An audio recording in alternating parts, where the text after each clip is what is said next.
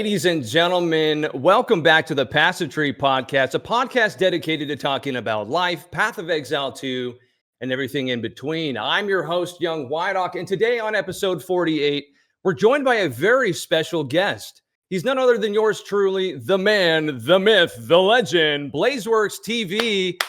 Welcome to your own podcast, man, and how the hell are you doing today? You know what, YDoc? I'm doing really well. Ever since I started doing content creation, I always wanted to be on the Passive Tree podcast and never got invited. So, thank you so much for, reaching out, extending that invitation. It means a lot, dude. I finally feel like I made it. You know what I mean? Yeah, absolutely. My pleasure. We saw some of your YouTube videos on the stream and we thought we'd just get you on the pod. What the hell? I'm so happy to be here, dude. I'm so happy to sit down and chat with you about life, PoE2, and everything in between. Let's get into it, man. Let's do it.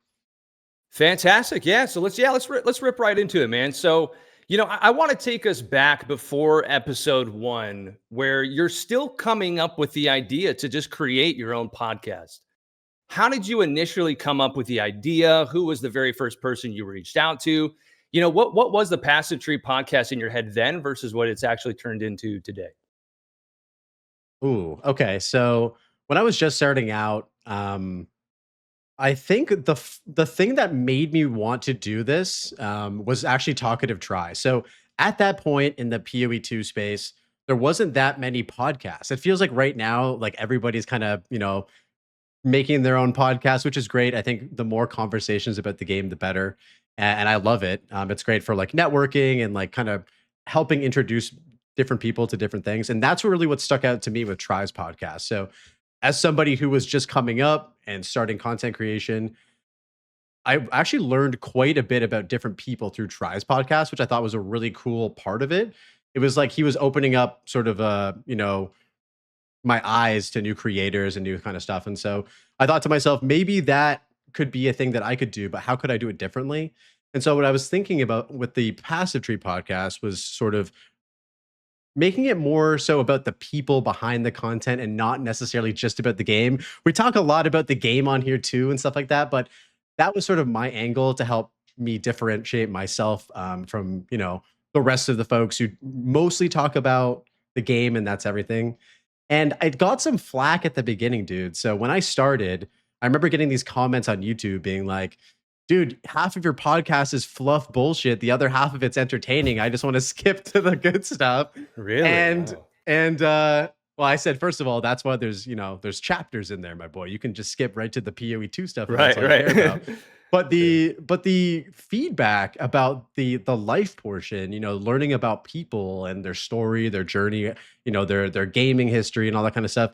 The feedback was just like overwhelmingly positive about that. And so as I started doing these things, I sort of could gauge like, oh, there's actually quite a bit of interest in people hearing not just about like, the game, their favorite game, but also like their favorite creators and, their journey and stuff. So that was really cool. And shout out to Everseen as well. He was the first person that I ever reached out to and barely knew the guy. And so he was down to come hop in and chat. And that's how it all began, man. That's awesome, man. And I just have to say too, I think you've done a really good job. It's been awesome to watch your growth as somebody who is the interviewer, right? Like when you first started, I think you told me that you would sometimes like kind of like stumble on your intro and you'd have to start over. And now you've just got it down to a science. It's like the back of your hand. And you've really gained some skill in interviewing people after these 48 episodes. Now when you watch like back to your Rax episode, you see a lot of people in the comment section talking about like, man, like you're so good at doing this. You're such a professional. You're able to, make the guests feel comfortable. You're good at listening to them. And that's like a skill set that you don't just learn overnight. Like obviously you could maybe have some background in skills like working in, the restaurant industry, service industry like you do, but you've really honed in on your craft as a podcaster, if that's the word. And I think you've done a phenomenal job. And man, like it's just been really cool to like watch your growth as you've developed. And it's been really cool to see just some of the guests that have been on here. And I think you're doing a really good job, man. So kudos to you. Oh, dude. Yeah. Thank you so much. That means a lot. I'm super proud of the podcast and I'm super proud of the journey of it all. Like, yeah, as you said, like Especially early on. Like I would totally fumble like the intro and the audio would be all messed up. And by the way, you nailed the intro, by the way. So good job on that. I know that was like your first Yeah, time, thank you, thank you. your first time doing it, I was nervous, dude. I was like, oh shit. but yeah, man, it's totally been a learning process. And as long as for me anyway, the way I look at it is nothing's ever going to be perfect right out the gate, right? And so it's important to just kind of like get your foot in the water, make those initial first mistakes, and just try to learn from them as best you can. And so yeah, it's still learning on a episode by episode basis for sure. That's awesome, man. That's awesome. What would you say are your biggest rookie mistakes that you've made, if any, in your first few episodes? First few episodes, rookie mistakes. Well, the first episode that I ever did was which was with Everseen.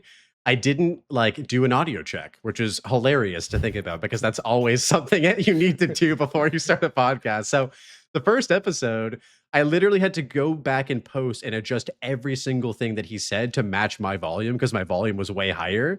And so yeah, stuff like that, was a big issue for me. But yeah, there were times I think with Halsey's podcast, where I didn't actually record the audio for some reason. Like when you're using OBS to record gameplay and do all these different things, you adjust like what audio channels are going to be included in your recording. And so I remember going into her recording and just not clicking like the Discord audio. So the whole time we're talking, she's like, and I'm like, oh my Yeah, God, yeah. I fucking ruined this episode. And so I had to Yeah. go back and re-record my screen recording of the YouTube stream, and that's how we got it. So yeah, just Wow, stuff wow. like that, and now there's a whole checklist that I have of things to do before I start every episode. So hopefully this one turns Y out well too. Yeah, and at this point, like, do you feel I mean, you feel really confident now going into these, or do you still kinda get nervous once in a while, or You know what? That kind of went away after interviewing quite a few of like the bigger creators. Like I was Mhm. incredibly nervous to interview folks like Chocolate of Try when he came on the podcast. I think he came on my podcast when I had like 180 subs. So I like just started and it was like a big deal, obviously, for me. And then yeah, I think like the more I've done it, the more I've also kind of realized like we're just like two gamers talking about games and life and stuff. And despite us having maybe different like metrics and numbers and whatever, it's like at the end of the day, it's just another person, right? Like I try Mhm. to always remind myself of that. And that's what actually Brittany helped me keep in the back of my head too. Whenever I told her I was like super nervous for an interview, she was just like, "Oh, you guys are just gamers talking about video games." Like at the end of the Yeah. day. Yeah. Yeah. And they all started somewhere, right? Like they pretty much more or less were like in our position, right? They just wanted to create content and be YouTubers or maybe streamers. And so they've pretty much been in our position, but now we're going up to the top with them. Hopefully. Yeah, like Rax is just such a down to earth guy too. Like that episode, specifically, I was super proud of like Mhm. the preliminary work. I think that's another thing that I sort of started working harder on was like the research, right? Like the preparing actual Mm. good questions about the person and that were like tailored to them, and that's actually really helped to create better interviews as well. So that's another thing. If anybody's out there listening, like do your research. It's very helpful. Yeah. No, that's smart, man. Okay, so you've interviewed some Titans in the Path of Exile 2 community. We've got Gazzy TV, Ziggy D, Darth. You mentioned Try. When you first started out with the podcast, did you see yourself interviewing these bigger names so quickly? Well, that all actually happened because of Talkative Try. I mean, I can't say enough good things about how much he's helped open the door for me as a creator. A question that I often ask in these interviews is like, is there anybody who's had a positive impact on you in your content creation journey? And so for me, Mhm. Talkative Try has definitely been there for me. He initially came on, blasted me on like social medias like X and YouTube and all that kind of stuff. And then also connected me with a bunch of people in the community. And so that opened up the door for me to sort of make my own connections, reach out to people.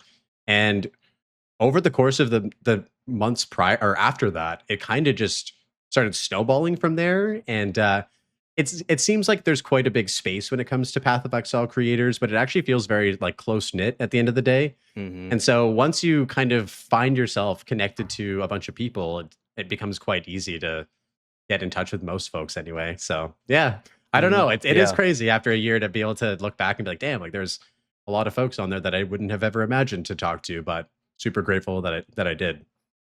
Hmm. So in your intro, you talk about life, PoE2, and everything in between. Over this past year, what's been the hardest thing, like between moment, to manage while keeping a consistent streaming and content creation schedule? The hardest thing to manage, well, I do have a full-time job, and so that is something that definitely takes me away. I just came back from like a 2-week, not vacation, but a 2-week time away from streaming to do some work and get some money in the bank so that I can blast some PoE2 and zero point 0.5. But that's always the tough thing, right? Is that, you look at a lot of folks who are able to do this full time, which is amazing. And I think for me, I'm very much like an all in type of guy. Like when it comes to whatever I'm doing, whether it's gaming, content creation, or, my job and stuff like that. And so I love like dedicating as much time to things as possible, especially when I enjoy them as much as I do when it comes to making content videos. So I think that's the biggest challenge for me is like having to accept that right now in this stage, I have to balance both of these things simultaneously, and that's okay. But yeah, I do get FOMO sometimes, especially when like certain things are happening and I'm working, and Hmm. yeah, that I can't be there for that. So yeah, it's just like a little bit of a mental battle that way for sure. Yeah, I can imagine. Sorry, I've got some sirens going on in the back. I can Oh, you're all good. imagine that it's difficult to be 2 weeks out and know that you're not able to do anything about it, right? Like I'm at home most of the time. I can hop in, to the editing booth, so to speak, and try to pop something out really quickly. But having that feeling of like, what am I missing out on? What could I be doing right now? But I honestly think that you're doing a really good job, man. I mean, between the podcast, you've got people that are watching you on Twitch now. Your numbers are going up there. Your subs are going up. You're making some banger shorts recently. If people haven't been seeing that, you're starting to pop out some shorts now on YouTube, and those are really good.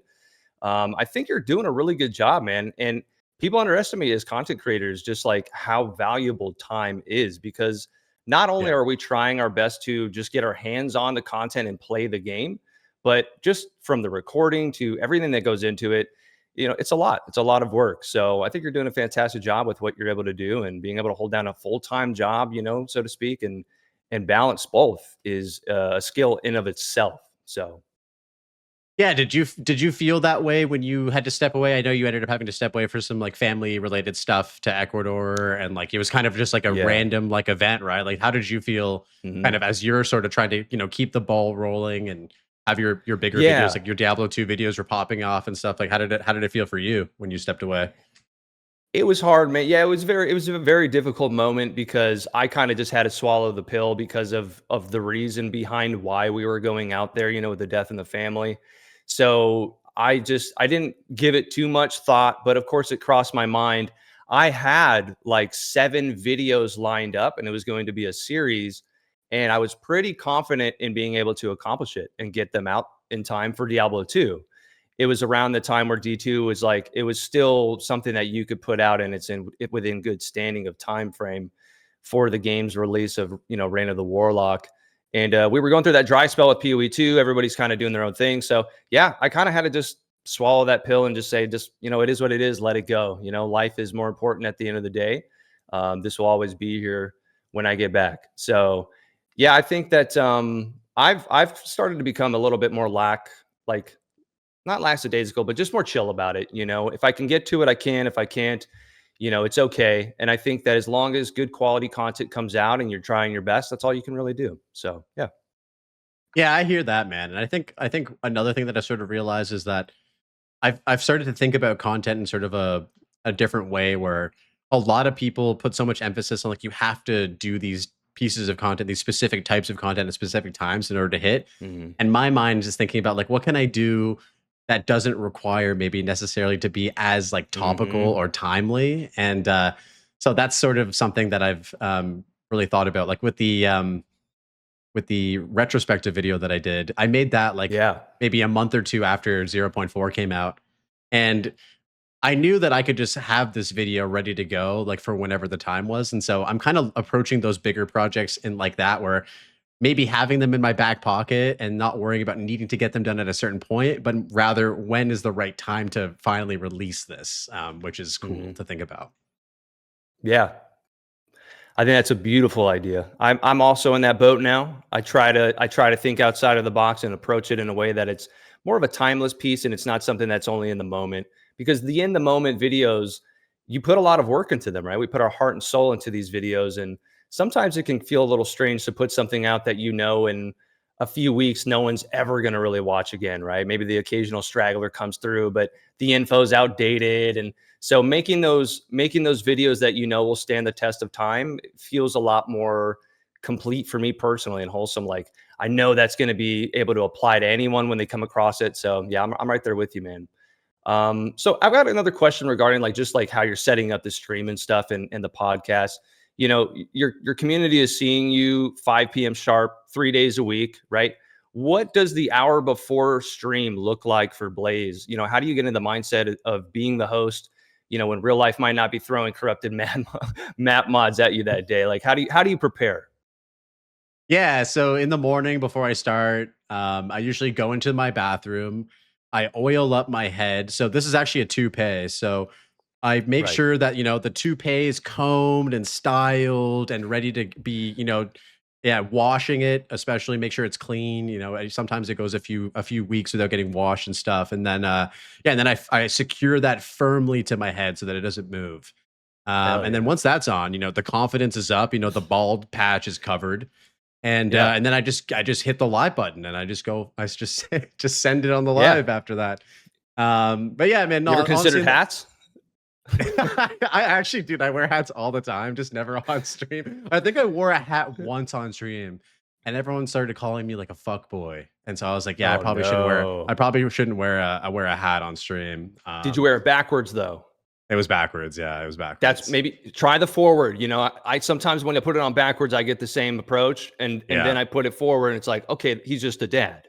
Yeah. You know, yeah, Yeah, but in the morning, usually like I don't know about you, but I'm a super like productive morning person. I think you probably you're like the night owl, right? Like you're like the night yeah. version of I'm the me. opposite. Yeah, yeah. Yeah. So like I get my coffee and like, I usually get up every day at like 7 right before my lady wakes up or right after. And it's just a matter of just sitting at the desk and checking things off. I'm a very big like proponent of like, notebook is on the desk every day. I write down my shit. Yo, you feel me, right? And so Absolutely. literally checking things off. And that's the way I literally start every single day is just open up the notebook, have my coffee, write down what I need to get done, and then just one step at a time, get it done. Hmm. Yeah. Yeah, you just knowing you. I mean, we've had these three discussions, but we've also had like prior to our first podcast, we had like three mini podcasts just amongst you and I. And I think that one of the things that I've always kind of admired about you personally is that I know you're very structured, organized, and well put together and professional.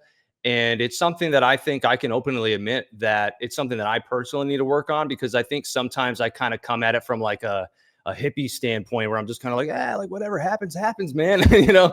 And I think that if I were to just like apply myself more in the organization department and really get into it and dig deep further, I could probably propel myself even more in the success category, whatever that means. But yeah, it's just something that my hat's off to you, because not everybody's built the same, but it's something that I can kind of learn from you personally. You know what I mean? So I think that's great. Yeah, I mean, everybody, especially creatives, kind of work in their own level of controlled chaos. Like I remember having some of my artist buddies over one time, and I'm the type of guy where like every paint is like organized by color and by like shade and like all that. Like that's just me. Right. You know what I mean? Like I'm fucking Yeah. like Yeah. whatever. My lady calls me the most like Virgo of Virgos, which I don't know what that means, but sure, I'll go with it, right? Um, Yeah. but and then I'll walk into some of my homies like art studios and there's just shit everywhere. And I'm like, how do you find something in there? They're like, oh, I know, like my sketchbook's right there and my paintbrushes are right there and like all this shit. So Yeah. everybody's Organized got their own, chaos. yeah, everybody's got their own thing, right? And so like, what works for Hmm. me, I can't do it any other way. Like if I look at a mess, it's like hard for me to actually be locked in. But for other Yeah. people, like it's Yeah. just like they can look at a mess and be like, I'm ready to get to work. So yeah, whatever works Hmm. for you, man. Yeah, and like I'm clean around, like organized OCD. I'm with you on that, like the color coordination and all that. I am very appreciative of that and lock in on that. I think for me, there's like mental blocks that happen where my brain is overthinking and thinking about so many different things at once, I'll find myself doing so many random things. And I'm like, I've got 7 things to do and I'm trying to do all of them at the same time. So then nothing gets done, you know? So it's something that I got to work on. But yeah, so hey, I've got a question for you. You know, you've built a library of 40 plus hours of conversation at this point. Actually, it's probably more like 80, right? Each episode, 2 hours a piece at this point. And, you know, I'm curious if you had kids or grandkids, you know, and they find these archives like, you know, 100 years from now or 30, 40 years from now, what do you want them to understand about why you spent so much time in these digital worlds, you know, on the podcast with these people? So I think what I would tell them would be that I think it's important to um, just spend your time doing what you're passionate about, and that's kind of been like my guiding star for my life. Like for a long time, pursuing art as a full time career was something that was hard to initially start up doing, but and it's funny. We actually just started talking about this on stream today. We are talking about like how many people actually enjoy like the work they do, and by not just enjoying it, by like loving it, right? And like I think that, you know, if they ask me like why did you spend so much time doing this, I would just say it's because I love doing it. And I've loved it from like the second that I started doing it until, you know, this very moment that we're in like right now together.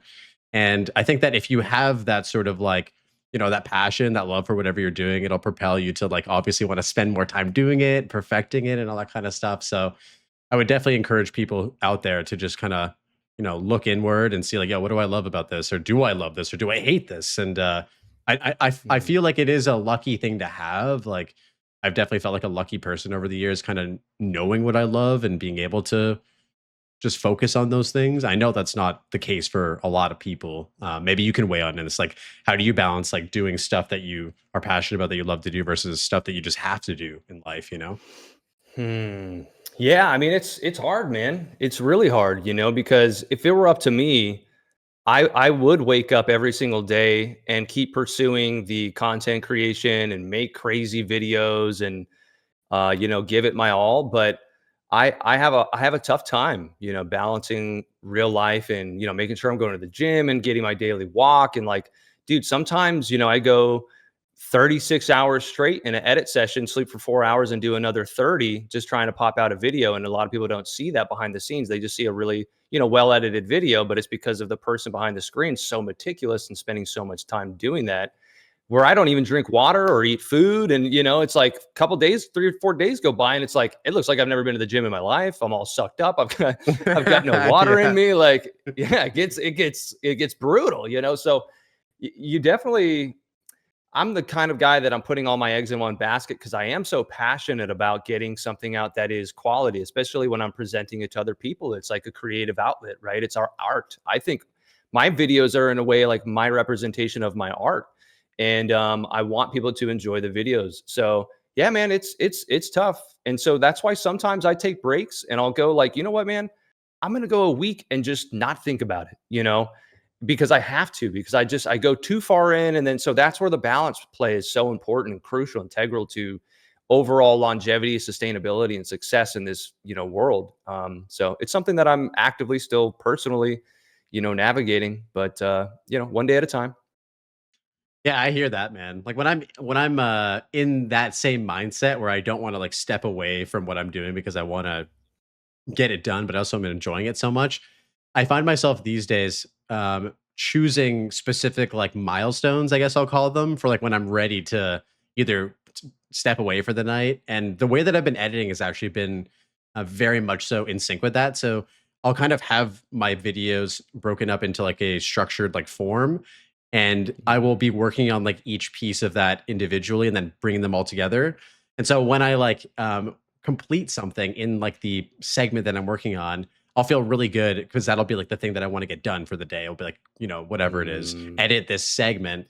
And I've stopped looking at the projects as sort of like I need to go from time zero on the timeline to end, and more like, what yeah, can I get done in this segment that I'm working on? And when it comes down yeah. to like, you know, the long videos, like the retrospective videos, that kept me sane, dude, doing that. Because if Mm, not, it was like I have so much to work on. Like, and it's just hmm.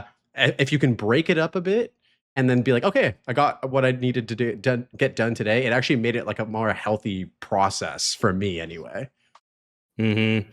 Yeah, people don't realize, man, when like you just said, like that almost kind of triggered me right now thinking about how when I finally record my footage, I get it all on the timeline and I look at it and I go, "Oh my god, this is going to take forever, dude." Like Yeah. there's so when you know how much work you have to do, it's almost like fuck, like I don't want to do this, but you just have to start. You just got to start chipping away at it. And you're literally chipping away at it like a miner with a little mini chisel, dude. But eventually, you start getting, like you say, you get those little chunks taken care of. And before you know it, you're like, okay, like I'm halfway and now I've got 75%. And holy shit, I'm done, and that feeling I think is I don't know about you, man, but like some of these videos, when I go through them, I almost get kind of frustrated because of just how meticulous it can become. And you get to a point where like, I just want to get it done, but you don't want to downslope on quality. When you finally finish the project, the feeling of getting it out there and watching your work back is so rewarding. So it all becomes worth it at the end of it. So you go through that like a little bit of pain, but it becomes so worth it in the end every time. For sure.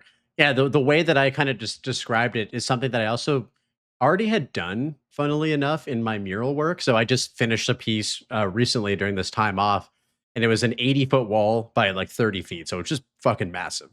And I Massive. just, you know the feeling of when you're staring at an empty timeline or a blank piece of paper, and you're like, I know that I have so much to do, and but yeah, I really tried again to like sort of think about it in terms of like what can I get done today or what segment can I work on and feel good about walking away from and not trying to like look at the whole big picture. And yeah, Mhm. it's definitely helped me mentally like get over that sort of initial like it's almost like paralysis when you like see that initial like amount Mhm. that you have to do. And dude, it's funny. People can feel the same way about playing PoE 2 as well. I know that's sort of off track, but yeah. So segmenting, big help for Yeah, me. no, I mean, that's why we're here. Well, I have one last question just regarding because you mentioned your work with, all the painting that you do. Uh, Because of you, doing these 48 episodes on the podcast, is there anything that has unexpectedly kind of helped you in your professional life or like real world, day to day? Like, is there something you've gained from this that you've been able to apply in real life? Hmm. I think with all creative outlets, doing more of them just intrinsically helps you in other ones. So like if you become a painter and then you pick up like photography, for example, the way you learn how to compose a photo can like indirectly or directly in some cases like help you figure out how to compose your paintings better. And so like that's kind of what I've experienced with all my creative like hobbies. Like I do a lot more than just painting. Like I like doing photography and obviously video editing and like all this type of stuff, and like those all sort of like synergize together. And it's actually really cool when like you've committed to one art form and become like pretty proficient at it and then start something brand new that you're terrible at, but you still have that like kind of like fundamental understanding of something. And so it feels like you're not starting it completely from the ground. And so I don't know if there's like a specific thing that I would say from content creation that's helped me, but I think overall it's just been like broadening the spectrum, I guess, so to speak, in terms of like my creative outlets. Yeah. So it's kind of, yeah, I hear what you're saying. You're able to kind of like culminate everything that you've learned and just keep applying everything to everywhere in a sense. All Mhm. right, man. So are you ready to move on to the main event? Should we dive into this zero point 0.5 discussion because I know you are just dying to let your thoughts out and just talk about it on a podcast before we get into the game, right? Hey man, you're the host. You tell me what's next. Let's get it. Well, okay, let's get into it, man. So yeah, now that we've had some time to mull over, Return of the Ancients, and we've seen the reveal, the end game reworks. I've kind of got like a three question and one question series here for you. So, what are you most excited about for this patch? What did the reveal drop that you weren't quite expecting? And what's the number one thing you wish they would have added, but they ultimately did not? So, first one is what were you most excited about with this patch? So the thing I'm most excited about this patch is that it's just fun to play a game with an additional layer of things that's just unsolved or unfigured out. So there's a lot of like little things in the game that right now no one knows about. And that just excites me. Like, it excites me that the Gemling Legionnaire has a bunch of like additional skill effects that come with quality that no one knows about right now. And so people are going to be over time discovering these things and coming out with some really crazy shit. And that's my favorite thing. It kind of brings me back to like zero point 0.1 when like we were all playing this game and no one knew what the fuck they were doing. And it's really fun to just experience that part of it. And so it's cool that we have this new end game. And yeah, it's sort of like building off of initial content, but there's a lot of like new layers to it that people just haven't solved yet. And so I think playing anything unsolved just makes me excited and makes me happy. So that's the thing I'm most stoked for, just playing through that and discovering things with people and seeing what comes out of it. The thing that I wish that they included, was that part of the question? Yeah, so, like, what did the reveal drop that you weren't quite expecting? Something that they did that you didn't see coming? Oh, well, you know what? I'm really excited. So there's two things. So the one thing that I really wanted that they did drop was the Atlas search function. I know we talked about this Mhm. sort of off stream where we made a video for Tries collaboration, and Yep. that was like the one thing Yep. I wanted. I was like, please, GGG, give Yeah. us the search Yeah. function. Another thing that I was pretty surprised about was just this might be a little bit of a negative thing, but there's a lot of like crafting changes, and so Mm, as of like the last little while, we've had quite a few substantial changes to crafting, and right at like off the cuff, they feel a little bad, if I will say that. Like there was quite a bit of determinism that was added to the game since zero point 0.1 with regards to crafting, and it feels like that inherently kind of accelerated how powerful we could get, which is a bad thing, I think, because we want to earn our power and not just like feel like we can just get it really easily.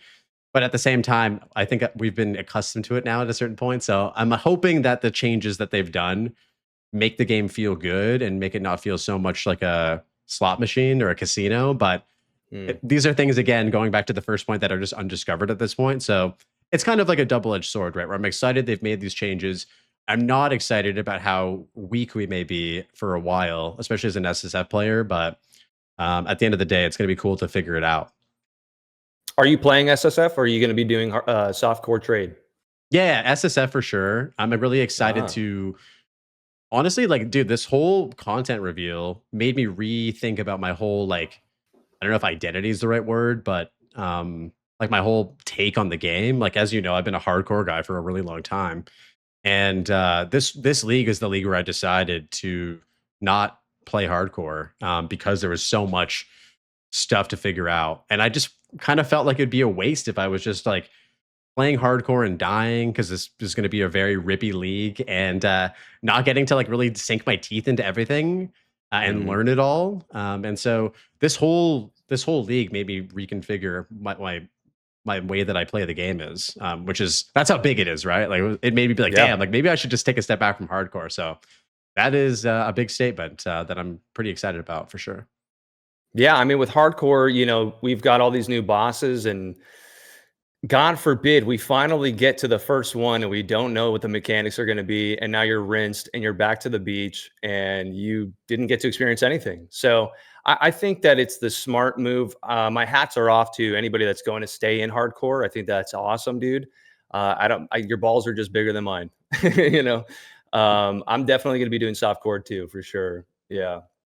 Yeah, I mean, What there's nothing wrong with it. I think the beautiful thing about hardcore is that you can start hardcore and then move into softcore. So that's what I'm going to do. I'm just going to play hardcore to the True, best of my true. ability, and then instead of going back to the beach, I'm just going to continue the character's journey. And so I love that you can do that in Okay. PoE too. There you go. Mhm. And so yeah, that's kind of like a meet in the middle. I'll probably die relatively quickly, but yeah, it's going to be cool to see how far I can get and then just move forward with that. Well, we've seen you recently practicing your speed runs. Are you trying your hand at speed running as fast as quickly as you can get through the campaign and race the other boys? No, I think the fun thing about SSF for me is like taking my time. Like I'm somebody who's been very vocal that I don't like speed running. That actually changed Ah. after I participated in the Content Creator Cup. So yeah, shout out to Crimson for kind of getting me involved in that and relearning about speed running. It's actually really great, even if you want to just improve your own campaign times. But for me, like I'm very much a big proponent of like taking your time and playing through the game and not feeling like you have to compete with anybody. And that's why I really love SSF is just you're just at your own pace and doesn't really matter what anyone else is doing. Yeah, yeah. Try made a video recently where I think he said he's going SSF, and for that same reason, just kind of enjoy yourself. You know, you're not in competition with anybody else. You can really just sink your teeth in and just enjoy, the campaign and the game for what it is, and yeah, just do your thing. You know, just relax. Is there something that you wish they would have added, but they ultimately didn't? No, I honestly would say no. Like, I think the communication was pretty clear about like they wanted to do like a big end game rework, and like they did a big end game rework. You know what I mean? And so like, Hmm. I'm happy. I've been wanting this as somebody who spends a lot of time in there for the majority of my time playing the game. Like, that is the thing that I look forward to, and I have looked forward to. So, like there's nothing else that I'm really missing out on. Like I would have been happy with just the Atlas search function and nothing else. So the Oh fact that we got wow. the fact that we got more than that, I'm a happy camper.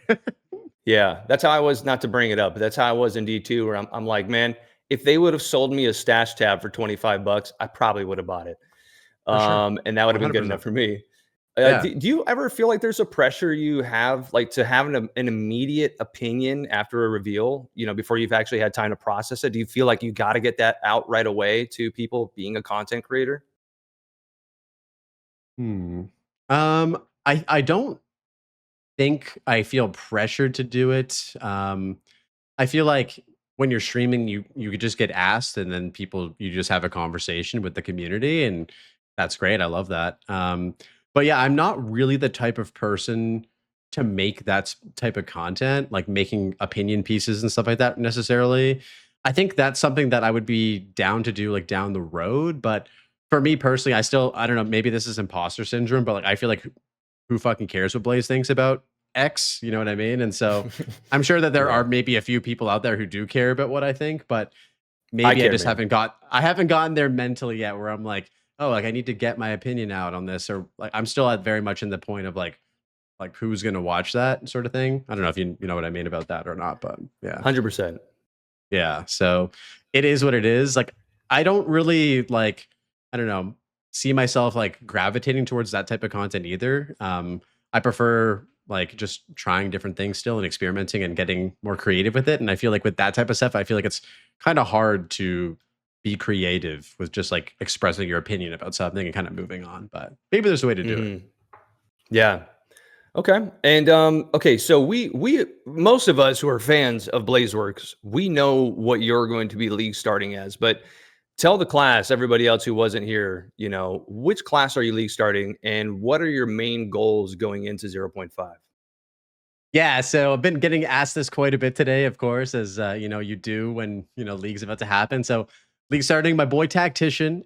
Actually the reason why I'm choosing Tactician is kind of a multi-layered thing. So, I initially really wanted to start Spirit Walker and Twisters, and it was because I didn't ever really give Twisters a proper go. I tried it once in 0.4 and I couldn't get it to feel right. I did it on Tactician as well, because Tactician's like my favorite ascendancy, but it didn't hit like the same way that like it hits for other folks like Pav or Prada and stuff or Snoobe. And so I thought, you know what, maybe I'll give Twisters another go. And then what happened was they did the Spirit Walker kind of overview, and they gave us that beautiful build that someone made at GGG, and then everybody started playing it. And I don't know if you feel the same way as me about this, but I find it really hard to like get on the train of like playing the same thing that everyone else is playing, at least initially. This is totally like a me thing, and there's nothing wrong with Hmm. that at all. Like, Hmm. play whatever you want. But for me, I was like, damn, like everyone's playing this. And so I thought, what can I league start? And my tactician died at level 99 last league, as I'm sure you remember. And so I was thinking, damn, maybe we could like narratively take this guy to 100 and like finish the job and, pick back up where he left off and give that guy, a second shot. And so that's kind of what I wanted to do. And so I came out with a league starting build, grenades, which is didn't get nerfed in the patch notes, still incredibly good. Yeah, so I'm going with that and trying to hit 100 on with my boy Tactician on round 2 for sure. Nice. I watched your video and Man, it looks amazing. It's not my personal preference on play style. The idea, you said it in your video, fire where you're going to be, don't fire where the enemies are. That for some reason is difficult for somebody like myself who's a melee Andy to wrap their head around. I want to go into the action, into the fray, cut their throats, big damage, come in there with a, axe or mace or whatever it is. But my God, does it look vicious? Like, I think that you're going to have no issues getting into the end game, like you already have proven before. It looks really good. Regarding like, the pressures, or not even the pressures, but just like the herd mentality of just going with the meta because it's the strong thing and what everybody's mostly doing. So just kind of following the herd. I do struggle with that. And it's a me thing too. So much so that in zero point 0.4, I told Snoobe, who's, become a, content creator homie for sure. That's my boy.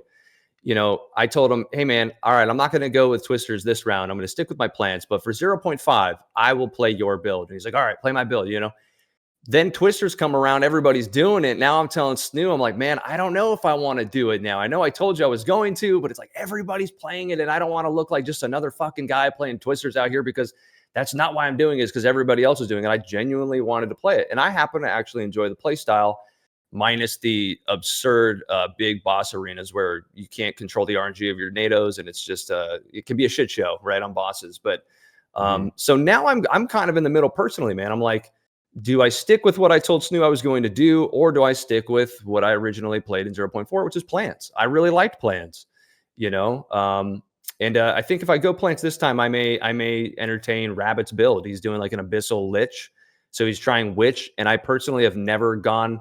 For some reason, my mind can't wrap around the idea of playing, the warrior, but then putting a different, skill in my hand and doing something completely wacky. Like, it just never comprehends for me personally. Like, I just always want to play druid, and I'm going to play druid because I'm playing plants. But we're going to try the witch, lich thing, and just kind of see how crazy this game can be. And for me, that's kind of what 0.5 will be, is like exploring endgame now, and kind of joining the endgame Andes, and getting that under my belt now, instead of just playing hardcore campaign runs and just going with the flow, So yeah, man.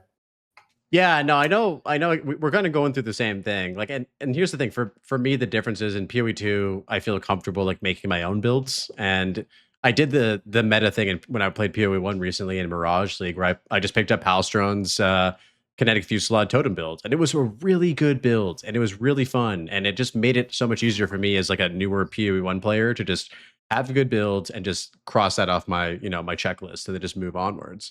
And the cool thing about PoE 2 is it just feels a lot easier to make your own builds as well. Like, it's just generally, there's a lot less like puzzle pieces or like pieces to play with at this current state. We're getting a lot more in PoE in 0.5, but yeah. So I feel like as somebody who enjoys making builds, it's hard for me to, I don't know, get down with playing something that a lot of people are going to play, because at the end of the day, it's going to end up looking pretty similar to what the majority of people are doing, especially as an SSF guy, where I don't have access to trade and all the crazy items and shit. So yeah, but I'm excited, man. And I think you should be excited about playing whatever you want to play too. Like, I know you kind of vocalize like, the same sentiment, but at the end of the day, like, twisters are looking pretty crazy, and I think it's going to be a Yeah, lot. they are. I think it's going to be a lot of fun, right? And I think that might be maybe why you never pushed to the like the end of the game, right? Is because maybe you didn't have that like crazy of a build, and it feels good to just be ripping through maps and like ripping through bosses and all that kind of shit, right? So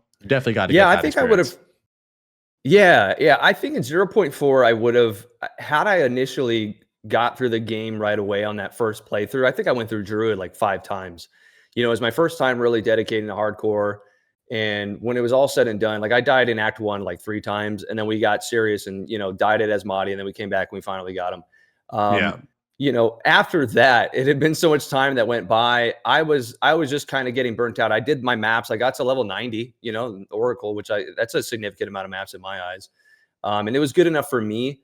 But the idea of like dying in hardcore in maps was like, man, it's too much. So that's why I'm going softcore this time, because I really do want to just focus on not having that penalty and just enjoy myself and enjoy the campaign, and then enjoy endgame, and not have to worry about, if I die, this pressure to be like, well, you have to start over now, because if you're going to play hardcore, you got to be hardcore. So I'm giving myself that grace to just enjoy it, just have fun, don't let the pressures of outside people's voices get to me, and yeah, just do what I want to do. So yeah, definitely gonna play softcore.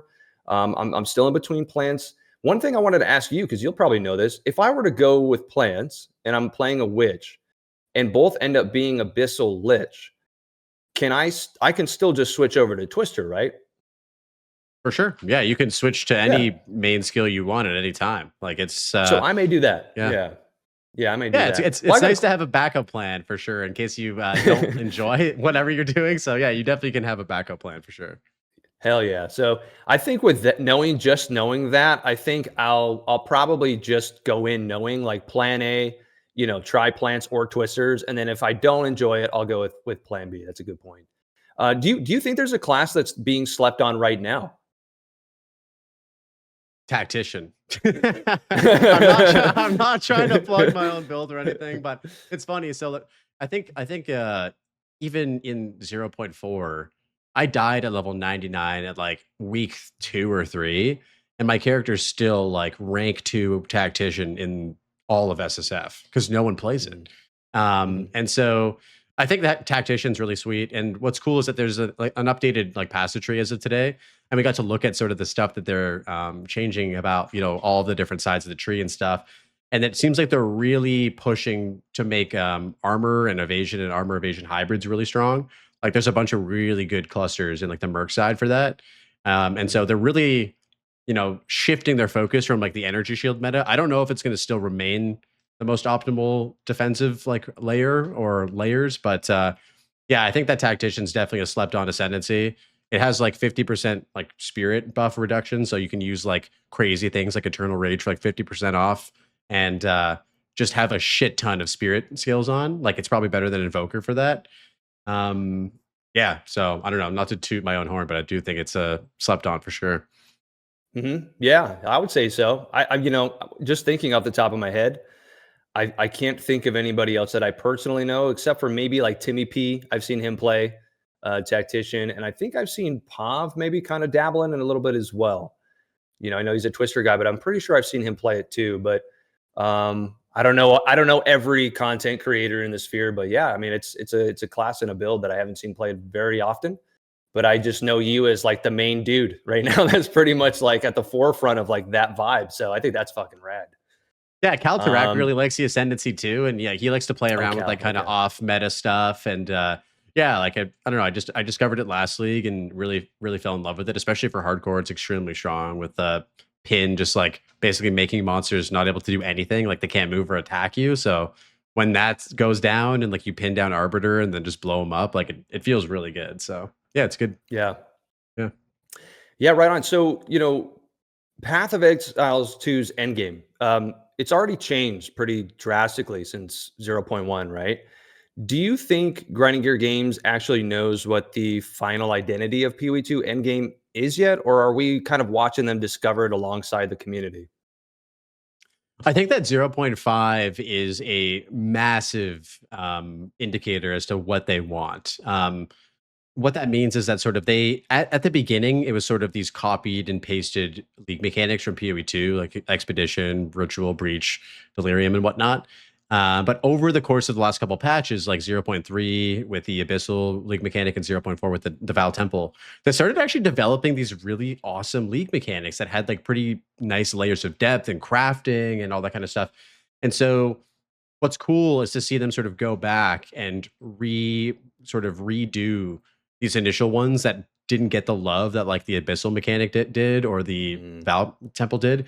And it's really promising because now moving forward, I think that that is a baseline. Like if Abyss and the Val Temple are baseline what they want to do with their endgame league mechanics, like we're going to see some really crazy stuff, especially if they push the bar even further with stuff like Delve or Blight or all of the like stuff that we're missing from PoE1. Like it's going to be really amazing. And yeah, I think that just generally speaking, like I really hope that people love 0.5 because it clearly showcases like how complicated and how in depth and how just much stuff they want to have in this game. It's a very big indicator of like, I think there was initially some confusion about maybe PoE2 is supposed to be a bit of a more dumbed down PoE1. And of course, it mm, came out of the gate like that because there just wasn't that much shit in the game. But now that they're putting shit in the game, it really feels like it's going to end up being hopefully not as bloated as PoE one, but there's going to be a lot to do in the game for sure. Yeah, I think that there still are PoE one players. I mean, you see them in the comments, or at least I do, where they're still not ready to come into PoE two. They're still, and a big portion of this is really more so just the Infinite Atlas. They Mhm. prefer the Path of Exile one's mapping system. And so, yeah, but I also see people starting to migrate as well. And they're, they used to be reluctant or hesitant to come over from PoE 1, but now they're starting to actually enjoy PoE 2. And I think with 0.5, that's just going to continue that trend. So, yeah. Yeah, it makes me happy to see more people coming to PoE 2 from PoE 1. Like I have quite a few PoE 1 Andes in my community who I've had conversations with, and if they were recorded, they would probably be they'd get some attention for sure. But it's good to see even those folks look at take a double take right on PoE 2 Mhm. 0.5 and be like, oh shit, like this game is kind of starting to come together as something that even me as somebody with whatever 20,000 hours of PoE 1 can sink their teeth into. And it still has a long way to go, right? Like we're still only halfway to, full product. Yeah. I mean, since we're talking about kind of like comparing PoE 1 and 2 at the moment, I want to ask you this question that I have here. We've seen the transition from Jonathan's slower vision of PoE 2 to where we are now with 0.5's Return of the Ancients.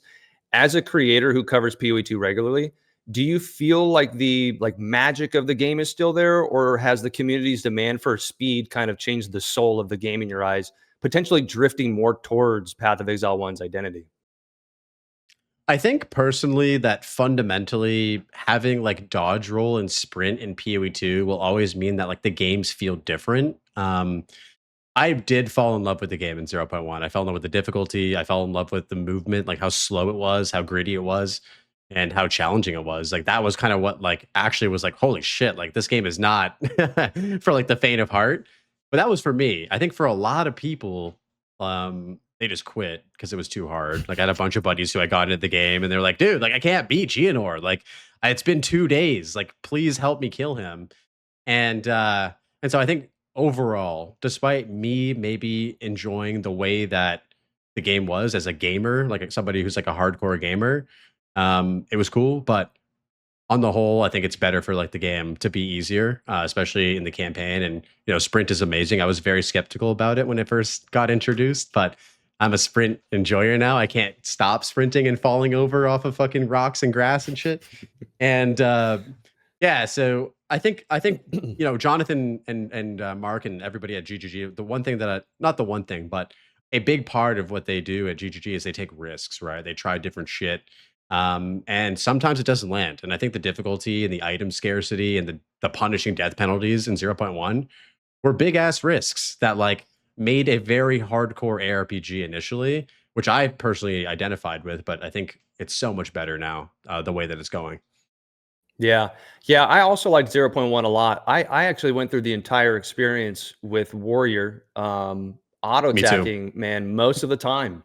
Yeah. Dodge roll and auto attack, dude, and it was grueling, and you had to learn how to save your flasks, and, I learned about, Bone Shatter early on, but didn't really utilize it to its full capability until later on in the campaign, and, but I'm the same as you, man. I share that same sentiment. I really enjoyed that slower pace, but I think it would grow tiresome, and it's something that would be more difficult to like get into every single round. Right, you come back for seasonal games, it would be more difficult to come back to than what it currently is. Do you feel like there's some way that GGG could improve the tutorials and explanation behind the in-game systems for somebody who's coming into ARPGs just in general, or playing a Path of Exile 2 game for the first time? Yeah, definitely. I think they've talked about this a few times in some of their interviews. Like, there definitely needs to be a crafting tutorial. Like, there's so much, especially with this new league, there being like Yeah. whatever it is, like 5,000 new runes or something. Like, there needs to be a section in the campaign, like probably right in Clearfell, where they're like, use this item on this. Like, and I think Jonathan is probably planning on doing that for like 1.0 or something. But that is a massive thing that needs to come into the game because I remember Try talking about this with his dad, where he he asked his dad, "Why do you have all these exalt orbs?" And he was like, "I'm saving them. I'm saving them for end game or something like that." And I think, that experience is probably pretty common. Either people pick these things up and they don't know what to do with them, or they're scared to use them, or they don't know how to use them. And yeah, so I would love to see some crafting. I don't know if you've ever played Last Epoch. You have, right? Like Yep. Yeah. they have a crafting tutorial in the campaign very early on, and like it just helps. Like, and you do it once, and then you never have to do it again. And so Yeah. that would be something that I would love to see. What about you? Any player I stuff? So that's I think you nailed it with the crafting. I think that is the biggest one that they could introduce into the game. Just to yeah, I mean, even if there were like little tooltips or pop-ups, or even like an in-game video that's like like little segments where they kind of explain each orb and why it could be a benefit to use. I'm kind of like Try's dad, where I will still find myself saving orbs, and this is something I generally wish that I had in the game more of, which is exalts. I've noticed some people feel like there's enough to get them through the campaign and they're satisfied. For me personally, I think that it would be a benefit for new players to get a little more so that they can understand and not feel so scared. Like these are scarcity. I got to save them till end game. If you had more to use, that scarcity wouldn't be as absurd as it is, and then they'd be more less. They wouldn't be as reluctant to like actually use it on their gear and experiment because they have enough to experiment with. Sometimes I find, let's say I find a pair of boots and I really like them and I use my Exalt orbs, and then I find another pair of boots and I'm like, shit, this would have been the better choice had I still had those Exalt orbs from 5 minutes ago. Now I use them, and it's like I do feel like they could up the drop rate just a tad, especially for people like who are beginners, like I said, just to give them a chance to actually experiment a bit. Yeah, there's a Yeah. beautiful resource called Craft of Exile where you can go on there, and it's one of the many external websites where you can go on there and build items and like see what a piece of currency does. And like it'd be so cool, man, if they had that in the game where you could go to whatever it is, the salving bench, the reforging bench, or whatever. And as you Hmm. find these different currencies, like once you find your first Exalt, the Exalt icon, unlocks.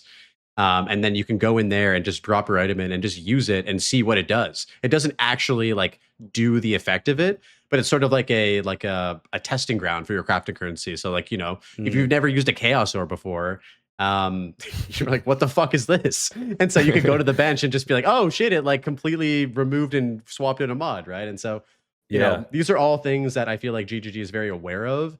Um, they do leave a lot of this stuff up to people to make. It's the PoE community is amazing because there's so many things that they've made to help players with this stuff.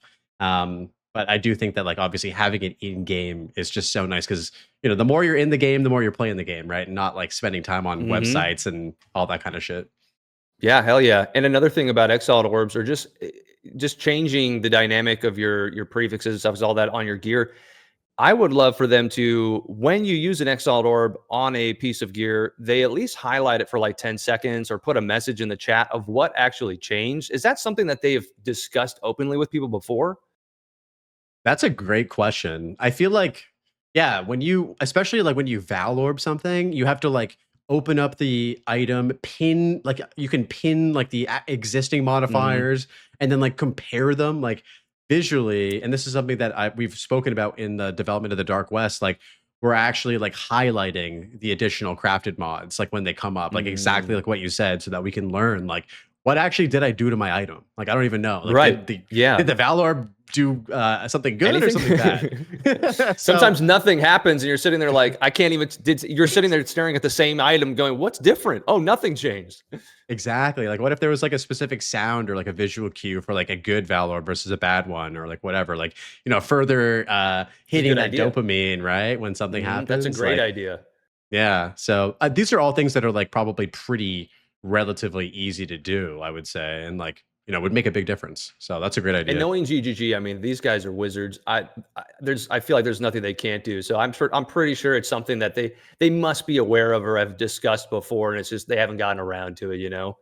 Mhm. But yeah. Yeah. So okay, I wanted to ask you. This is kind of like a philosophical question. I don't know. One thing I've noticed with PoE players is that even when the community gets upset about a reveal or there's something they're unsure of about GGG's design choices, there's still this underlying trust that ultimately they're eventually going to cook up, great content. Do you think now that zero point 0.5 has been revealed that that trust has been strengthened, or do you think that the delay for endgame implementation has still weakened that trust? We expected zero point 0.4 to have that endgame. Do you think that that trust is strengthened or weakened? I think that for me, anytime that there's a delay for something, there's two things that happen. So there's higher expectations, and there was just such high expectations for zero point 0.5. Like initially, the end game changes were supposed to come in zero point 0.4, and then the patch itself was delayed, and so like they knew that as rabid fans of PoE as ourselves, it's impossible to manage the expectations, right? And somehow they're still able to, like, for me anyway, be like, wow, like I did not expect all of this to happen. And that kind of seems to be the way it goes. Where when something gets delayed, it's for a good reason. And so Hmm. they've they've proved to me anyway that they can, maybe get a little ahead of themselves when it comes to their deadlines and their dates, and maybe have a plan, and then things change. And that happens all the time in creative pursuits and not creative pursuits. I can empathize with that, right? I can definitely Hmm. empathize with, like, thinking I can get something done at a certain time, but then really getting in love with a certain part of it and making it the best I can. And that just takes more time, dude. And so Hmm. yeah, for me, like the trust was never an issue. Based on their track record, but also like for me as a creative person, just trying to empathize with what they're doing. And I can't even imagine like how they make all this shit personally. Same. So yeah, it is straight, like you said, wizardry. Like it is wizardry to me. And Hmm. so yeah, man, like look at the druid. Like the druid was supposed to come out at one point, it didn't, and it got delayed. But I think it is like S tier industry like leading shapeshifting. Like in any ARPG, Yeah. it's probably the Yeah. best. The talisman is the best form of shapeshifting that's ever been made in an ARPG. And so yeah, like let them cook. Like let them let them cook. That's how I feel too, man. Anytime they have to delay something, and it goes for any game. My first initial reaction or thought is always that the developers need more time to create something that's going to be good for me. Ultimately. So I'm totally willing to wait. It's the same thing that back in the day when Blizzard was the Blizzard that we knew and loved. Soon TM, right? Trademarked soon. But we knew that when that soon was here, we were going to be getting an exceptional experience through their game. And so I would say, as much as you are talking about, Druid being one of the best, shape shifting Druid, shape shiftings in any RPG, I just feel like that's the game in general. Like there's just so many things that they do better. And yeah, wizardry is the word, man, because as a creative, I can't even begin to understand what goes into the technicalities to make any of this stuff even work. That is just now translated onto my screen. And I think that, I made that video right recently where some people feel a certain type of way about the game, but I go back to just the fundamentals of like, well, I couldn't even create this game if I tried. So I'm just appreciative of just the game in general for what it is, despite maybe whether or not I'm enjoying the experience. It's just an impressive feat to be able to create a video game. So my hats are off to the developers. I think they're phenomenal, and I will always glaze GGG because I think they do a great job, and I genuinely feel that way. Yeah, I think objectively, like even if you don't enjoy the game, I think as a piece of art, like musically, visually, it is just such a beautiful thing to just move through the world, and you don't even have to care about the combat or something like that. Like you could just like go in and appreciate like the Clearfell music and like the first few zones. Like I think it's hard for me to ever think of anything like bad about it. Like it's still, I think it's something that people like take for granted, honestly, because we I don't know, after playing these games for so long, like playing PoE for so long, you kind of forget like how nice it is to just like be in the world and in the game, and the music is just amazing, and the visuals are just Hmm. incredible. And so yeah, I don't know, man. Like I think that for me there was a weird sort of sentiment when the patch was delayed, where people were talking about how I can't trust GGG anymore, and they keep breaking their promises and stuff like that. And I don't know, I never felt that way about that.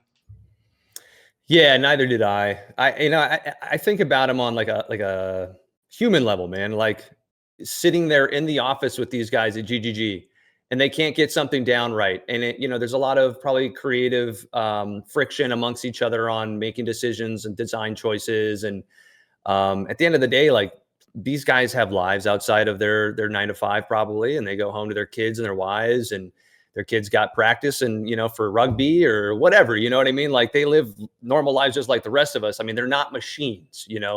They're game devs, and we want the best from them, and we ask a lot from them. And I think people sometimes, you can apply this to anything in life. Like when a musician comes out with a new album, if it sounds a little bit different from the previous album, people start giving them shit because it's not what they expected from, what they've already heard. And it's like, well, that was their creative personal choice. I mean, they're just a human being like the rest of us. Post Malone comes out with, this is an example, comes out with a country album, but Post Malone, even though he came out with, hip hop albums, was always a country artist enjoyer. He always liked country music. So that's like telling somebody that's eclectic, you can only listen to one genre of music for the rest of your life. Nobody's going to do that because we are all, individuals who like and enjoy different things. So, yeah.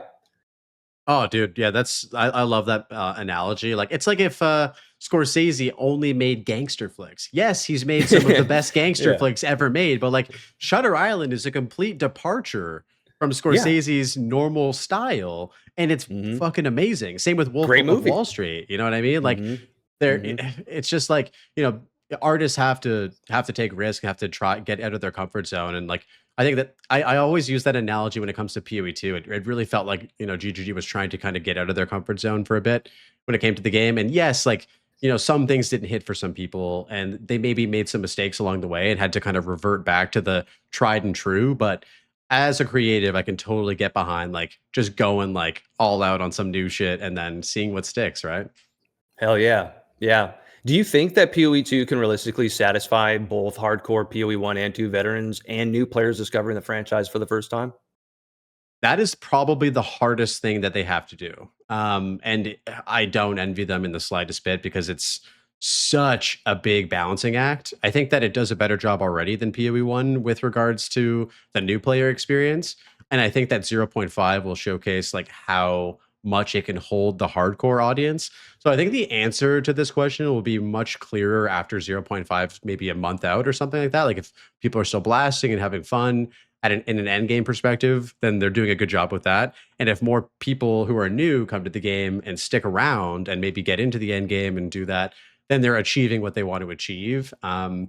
But it is their hardest and most difficult challenge is to like get people in from a new player perspective and then like, keep the hardcore blasters happy as well. It's just such a tough, difficult thing to balance, right? Yeah. Yeah, I think that with the new in-game building, like being able to implement a build from Mobalytics into the game so that you don't have to alt tab makes it so much more casual friendly. It's amazing. Um, I'm a- Yeah. it's actually amazing, and I'm excited to try it out as a casual to just put my mind 100% into that position of like now on the backside of this, I will be able to create content for people who, because this is my initial plan was go through it as a casual, experience it as a casual, get to end game, and then express my feelings about how it was such a benefit to experience it like that with an in-game build guide, getting into endgame and defeating all the pinnacle bosses, and then share that as content with other casuals who may feel a little intimidated getting into the game. So more or less like Path of Exile 2, endgame is for casuals, right? Kind of a follow up to my initial casual video. I'm excited. I'm excited to just feel the fluidity of being able to not have to alt tab and look at all that and see all the notes in game. I think that's such an amazing addition, and it's actually one of the things I was most excited about, despite not ever actually copying somebody's build. Except for Snoobay's twisters right at the end of 0.4. That now I'm like, you know what? I'm excited to see that because it is a part of the game. It's an addition to the game that GGG feels is important and impactful, and I think it will be. So I'm going to try it out. I'm going to try it out and see what it's like.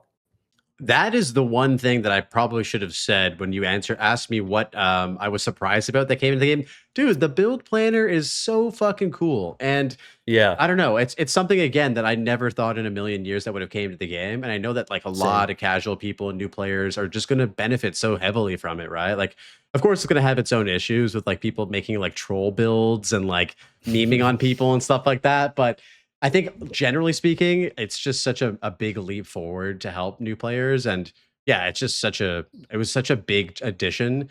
And it kind of, for me anyway, got lost in the sauce when I was so focused on all of these additional like end game features. But Sure. then Yeah. again, they're still like, thinking about like the new player experience, which is like, if they keep doing that every league, adding stuff for the the hardcore audience as well as making the QOL side of things better, they're on the Mhm. right track for sure.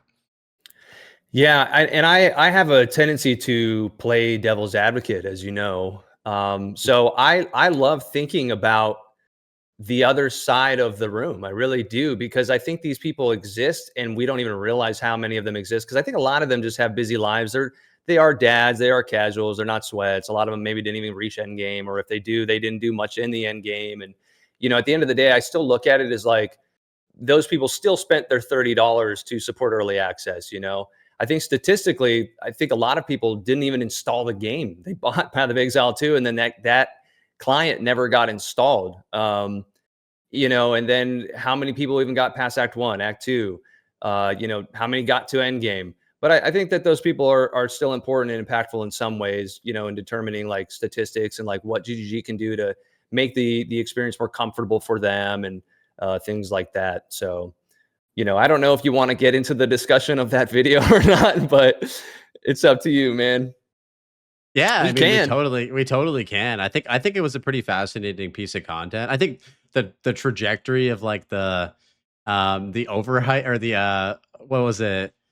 The first video you did like a few hours before the league content reveal, and then the second Yeah. follow-up was something Yeah. that I didn't expect. Mhm. And it definitely raised some eyebrows for sure. But yeah, like if you want to unpack that more, I'm super down to like discuss it because like I'm your homie, and like I'm not, just because maybe we have conflicting opinions about things doesn't mean that I think anything like bad about you or whatever. Like that's not what I'm about. So I'm just down to like talk it out Right. and like see what's good. Yeah, yeah. I think so. One of the things that I did not articulate myself well enough, I suppose, in that video, because when you watch it back, I basically spend the first 5 minutes of the video prefacing a huge glaze session about GGG, Path of Exile 2 being the best ARPG on the market, blah blah blah. But what I didn't articulate well, and this is something that I tend to do, is I stand up for the underdogs a lot of times, and I do like to I give people the benefit of the doubt. I forgive a lot. I'm willing to give people second chances and just hear people out. And I was noticing in comment sections, occasionally I would come across comments that were the complete opposite. And I mean, this is rare, right? So I did, after initially seeing that, have this idea spark, because as a content creator, one of the things that I always am trying to do is challenge myself to put out compelling content that activates discussion and isn't the same thing that everybody else is doing. And so I went into it as a risk to pretty much sort of passionately start putting, and this is something that's like psychologically might be a little off in my brain of as to why I do it. I almost can't explain it. Passionately stand up for an opinion that's not even really my own, and just see what happens. So it was definitely rage bait. You know, I didn't have to make the video, and it was the most challenging video I've ever had to make, because despite the fact that a level-headed person watching that who's never seen the game before, for example, my dad watched the video and he goes, man, I think you did a really good job of saying both sides. I loved the video. It's really good. Whereas other people who are huge fans of Path of Exile 2, Endgame Andes, they're like, this guy's being negative. Like, I don't understand where the hate's coming from. And, like I said, people who can sit back and they don't have an emotional tie to the game or connection, then they just go, yeah, it seemed pretty normal, right? So I knew that there were going to be conflicting opinions and viewpoints on the video. But like I said, I wanted to challenge myself. And the thing that I messed up on with that video was not articulating well enough that I was essentially being like a lawyer for these like no-name casuals that, we don't really care about at the end of the day, quote unquote. It's all about the end game. We're just here to focus on what matters, which is GGG just pumped out an insane update for the game and has just created a ton of more depth and has just doubled down on what most of the majority of all of us are enjoying about the game. So realistically, for somebody who enjoys the game and endgame, there's nothing bad that you can say in this patch. This patch is fantastic. It's only more of what we want, but I did play devil's advocate for people who I had to go hunt down and find these comments felt a different way. So was it a bit of a risk? Absolutely, but I don't regret it. I mean, I got like 250 subs off of that video. It did well in its own right. And surprisingly, once the general hype kind of died down in the comment section of the people initially taking the bait, if you go back and look at the comments, like there's more and more people that start coming out saying, this is exactly how I feel. Thank you so much for making this video. So I think it's a very interesting position to be in, because ultimately, last thing I want to say is I think I'm not necessarily looking to be just like a Path of Exile 2 creator, but more of like a Force Strategy is a fantastic example of kind of where I'd like to be, being a neutral kind of like, news and like giving takes, but seeing, devil's advocate, seeing eyes from every direction and voice, hearing every voice out. So, yeah. Yeah, I think like, the way that you articulated all of your points was, I mean, you didn't like get sensationalist. You were very reasonable with your approach to how you said what you said. And I think there was nothing wrong with those particular points. I think what didn't hit for me was, and you've kind of already spoken about this, was how it wasn't your opinion. It felt like it was more like you were just speaking for people, and it didn't feel like you were like actually weighing in with your own perspectives. It just felt like, yeah, it was odd because up to this point, and I love your content, right? I've been a day one advocate of YDoc videos. Like, you're very much so at the forefront of what you're saying. And so when I watched that one, I was like, he's saying all this stuff, but he's not saying what he thinks. It felt very much so like you were just representing, as you mentioned, these folks, these whatever you want to call them, the this minority that wasn't excited about the game for whatever reason, which kind of felt like odd for you, who was someone who was very like, like very present in sharing your thoughts. Like every video up to this point for me anyway, Path of Exile is for casuals, what your ARPG says about you. This is YDoc telling me what he thinks about all this shit. Yeah. And so when you dropped that video, I was like, why isn't this man telling me what he thinks about all this shit? You're really just talking about what other people think. I don't care about what other people think. I care about what you think. And so that was for me, the miss for me anyway, was that. Yeah. And what's interesting? You say, so, earlier in the podcast, we were talking about imposter syndrome. And dude, I totally have that, where I felt, because I had the idea of making a video meticulously, gutting the patch notes and going through the reveal or whatever and saying how I felt about it. But I had that imposter syndrome of like, who's going to care or watch what I think? So I did take a risk in kind of creating this like sensationalist approach with like the I'll wait for 1.0, because in reality, it's like nobody's doing that, right? So I came out the gate with that instead, because again, like I said, I'm always challenging myself, and I had that idea, and I hear what you're saying. It was wonky. The ironic thing is, and I cut this out in the video, I have footage of me saying at the end of the video going, I wasn't that excited to create this video. It's confusing.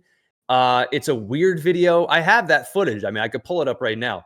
And I hear you. Trust me, I hear you. And I knew it was going. The main thing is I went with it anyways, because I am kind of I'm a weirdo, dude. So I kind of self-sabotage myself a little bit. And sometimes I kind of like it to kind of put myself in the hot seat, just to remind myself that like things can still go wrong. Because I'll be honest with you, most of my content that I've uploaded to this point, I've gotten to a point where I feel like it's not that I'm desensitized to the glaze, but I've only ever pretty much received like good comments from people about my work, and I know that I put quality work into my videos, but I wanted to do something that was, like I said, it just challenged me and put myself in the hot seat a little bit, And there's a lot of different ways that I was approaching this, but ultimately I understand why people were confused, why people didn't like the video. And some people thought it was bullshit. Some people hate me now for it, and again, like if you go back and you watch it, you see why, that's why I said in the beginning, let's see if we can all agree to disagree, huge preface, like trying to tone people down, like before we get started. But I think it was Arjak Crockfist, as we know, one of our fellow chatters. on Twitch, he was saying himself, I think, like, no matter what you try to do, Fearless too, no matter what you try to do, people are going to hate you for it when you start saying it. You know, you can try to preface as much as you'd like, but when they start hearing the things they don't like about what you're saying, they're going to gut you for it. So they came for my throats a little bit. But you know, it's okay. I'm going to come back with positive content now and keep the ball rolling, dude.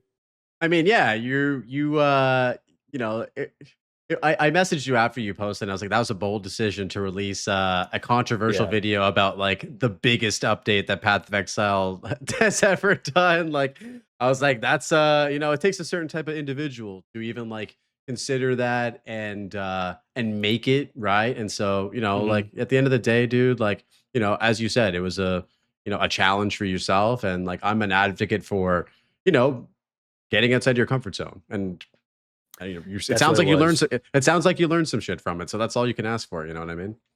Dude, totally. It was an awesome experience, man. It really was. I enjoyed it. You know, no regrets.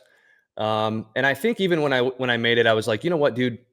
At the end of the day, and by the way, this is your episode, so I don't want to talk about my thing too much here.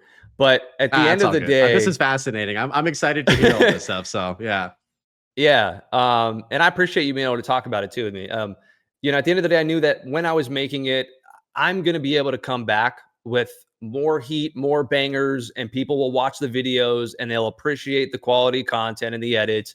And it'll be water under the bridge, but maybe it'll stick around and be a meme for a little bit. Be like, oh, this is the guy, because people came into my chat after that for a while, going, "Is this the guy that hates PoE too?"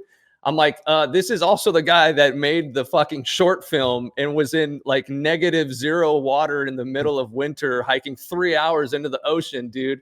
Like, I love this game. It's so cool. I love the lore. What I will say about it, because you're saying, like, what are your thoughts? Like, I want to know your thoughts, not what other people are thinking.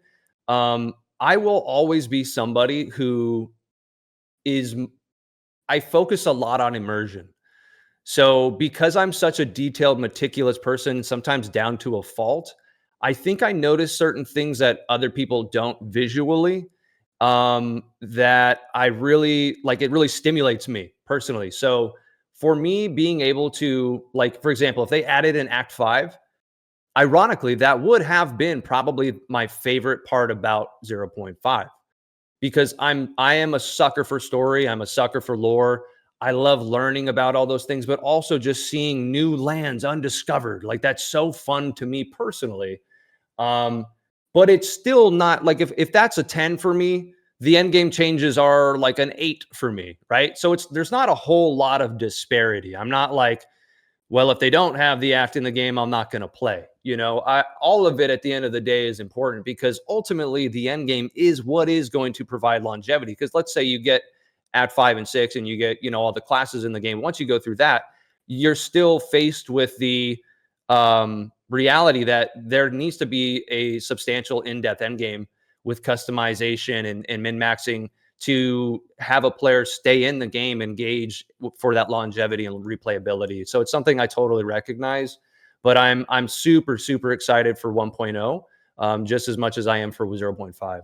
So Yeah, I mean, dude, you're totally like the way that you feel about it is totally valid. And like, I remember we had the initial discussion where you kind of shared your perspective on why you weren't so excited, like as excited as everybody else for zero point 0.5. And I sort of like, out of curiosity, just was like, well, you know, walk me through your thought process, right? And so yeah, yeah. just to get a better handle of it, right? And I remember you Hmm. talking about how you weren't the biggest endgame like player. Like you enjoyed, you know, the campaign journey and all the things you mentioned, you know, the narrative, the lore, the, you know, the world building, all that shit that we are probably engineered to like from Diablo 2 for 25 years, right?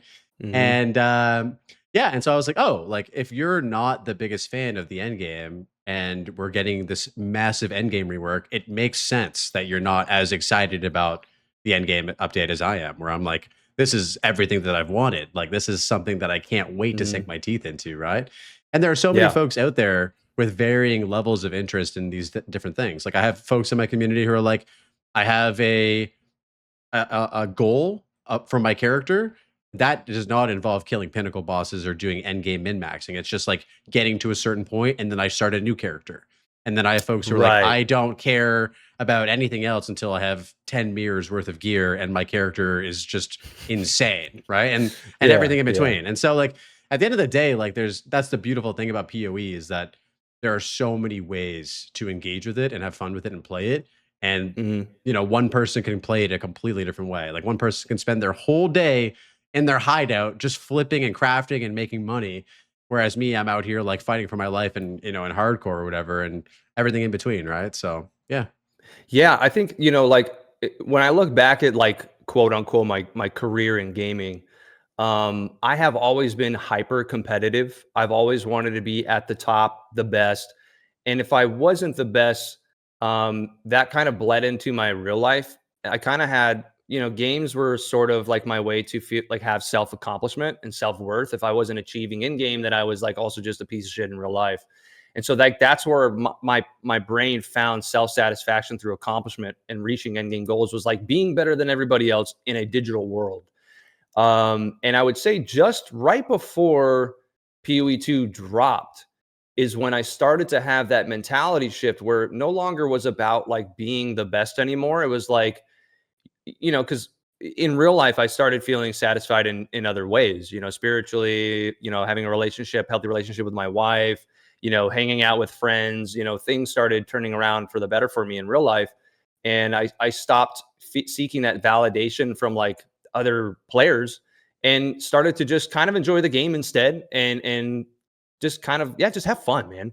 But when I think about Endgame, any ARPG I've ever played, I've usually always had like every character max, like D2 when I would play a season, I'd have every character max, 99 almost, 95 to 99.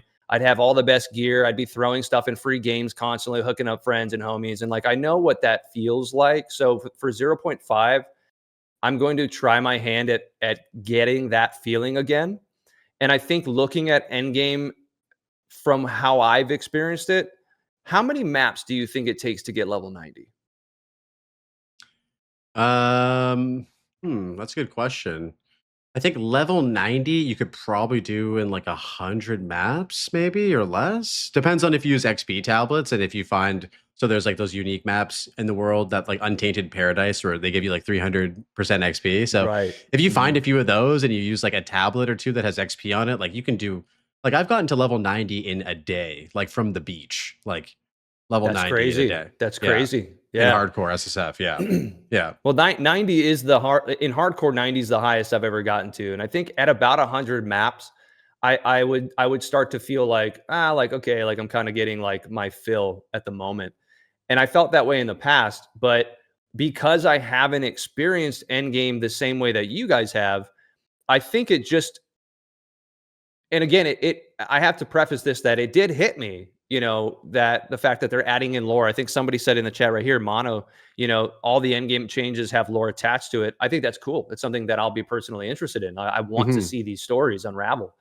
But I hadn't really experienced endgame like you guys have. So it just didn't hit me as hard because you guys are looking at it going, I know the ins and outs of this. I have done everything I possibly can 10 times over with 5 different characters. And so now these things are affecting you way more versus like me looking at it going, maybe I don't fully understand what that actually entails 100%. Like what is changing, like unique items being able to be upped in rune forging. Like I don't know every single item in the game and their stats and why it's good for this particular build. I'm like that in other ARPGs, but not for Path of Exile too. So I'm excited for zero point 0.5 to become that with the rest of you guys and kind of unlock that information.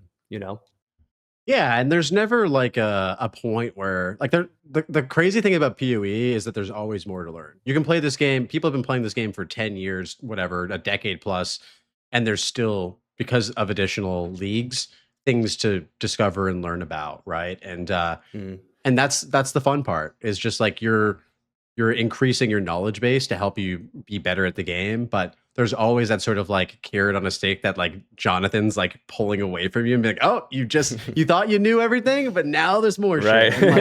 And like Yeah.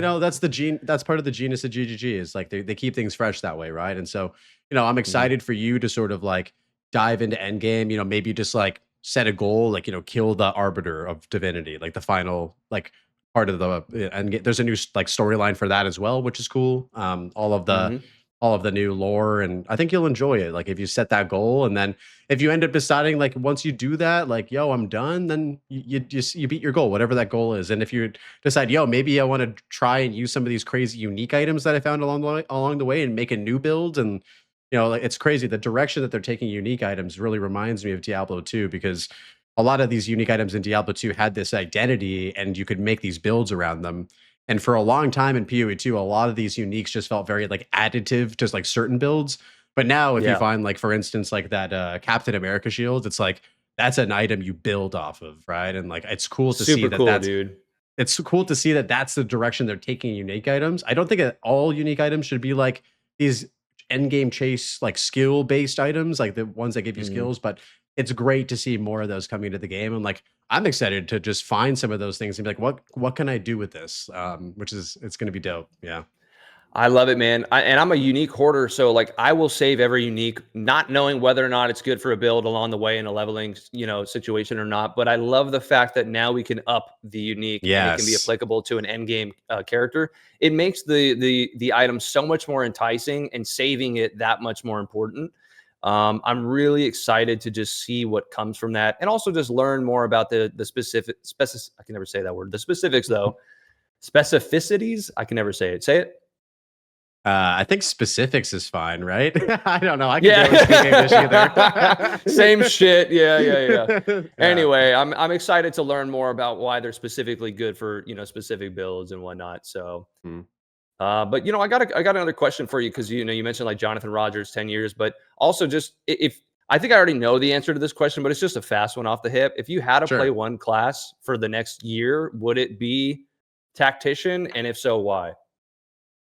Oh, well, I think if we picked class, I think mercenary would probably be the one I go with. I don't know. I just love the merc. He's got the best voice lines. Like, anybody who thinks differently, I'll discuss it with you. I think Witch is probably up there for second best. I think Witch has some really great voice lines too, but the merc Yeah. just has these beautiful pieces of dialogue that are hilarious and great, and I never get sick of them. Whereas when I'm playing like the monk or the warrior or the druid and stuff, like I'm kind of like, like when you can listen to the same person every day say the same shit and Hmm. it doesn't get old. I'm like, yeah, that's great. Yeah. Yeah. Usually like Arjax say he's cussing people out and yeah, it's good, man. But I don't know, like if you play an ARPG and only play one class, I think what would happen is that you would just try to do all the weirdest fucking shit, which is a cool thing about PoE, right? Where Hmm. you're not attached to the class fantasy per se. Like you don't have to use a crossbow on a mercenary. You can use whatever you want. You can use a mace. You could use a wand, whatever. It's probably not going to be as good as crossbows in some situations, but it might be, right? And so I was thinking about that question, and like I feel like it doesn't really matter because at the end of the day, like I'll probably just try to do all sorts of funky stuff with whatever class. Like it could be any class, and I would just figure out some weird shit. Yeah. Yeah. Right on, man. Let's see here. So the patch is called Return of the Ancients. Do you think that Grinding Gear Games is leaning enough into the dark fantasy world building side of PoE 2? Or do you think that the gameplay speed is naturally pulling attention away from the atmosphere? Ooh, um, I don't think that for me anyway. I think this is totally a subjective thing, but I don't think that the world building or the way that the attention to detail, the environments, and all that kind of stuff ever loses. Especially for me as an artist, like I never lose sight of that.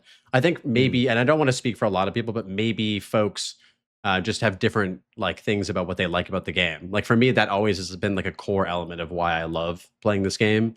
And despite not being able to see my environment while all the grenades are going off, I know I'm like underneath all these explosions. This shit looks nice. Yeah, for yeah. me, definitely not. And I don't think that from what we've seen, like the Return of the Ancients is changing that at all. I think they're absolutely improving it. Like the Ancients, I don't know if you know much about lore, but it is pretty interesting. It's very like we don't really know too much about them, and so I think with this particular patch, if you decide to kind of uncover what who the ancients are and what they're about, and Hmm. all this kind of stuff, there's actually going to be a lot of that in the end game with the new Yeah. quest line.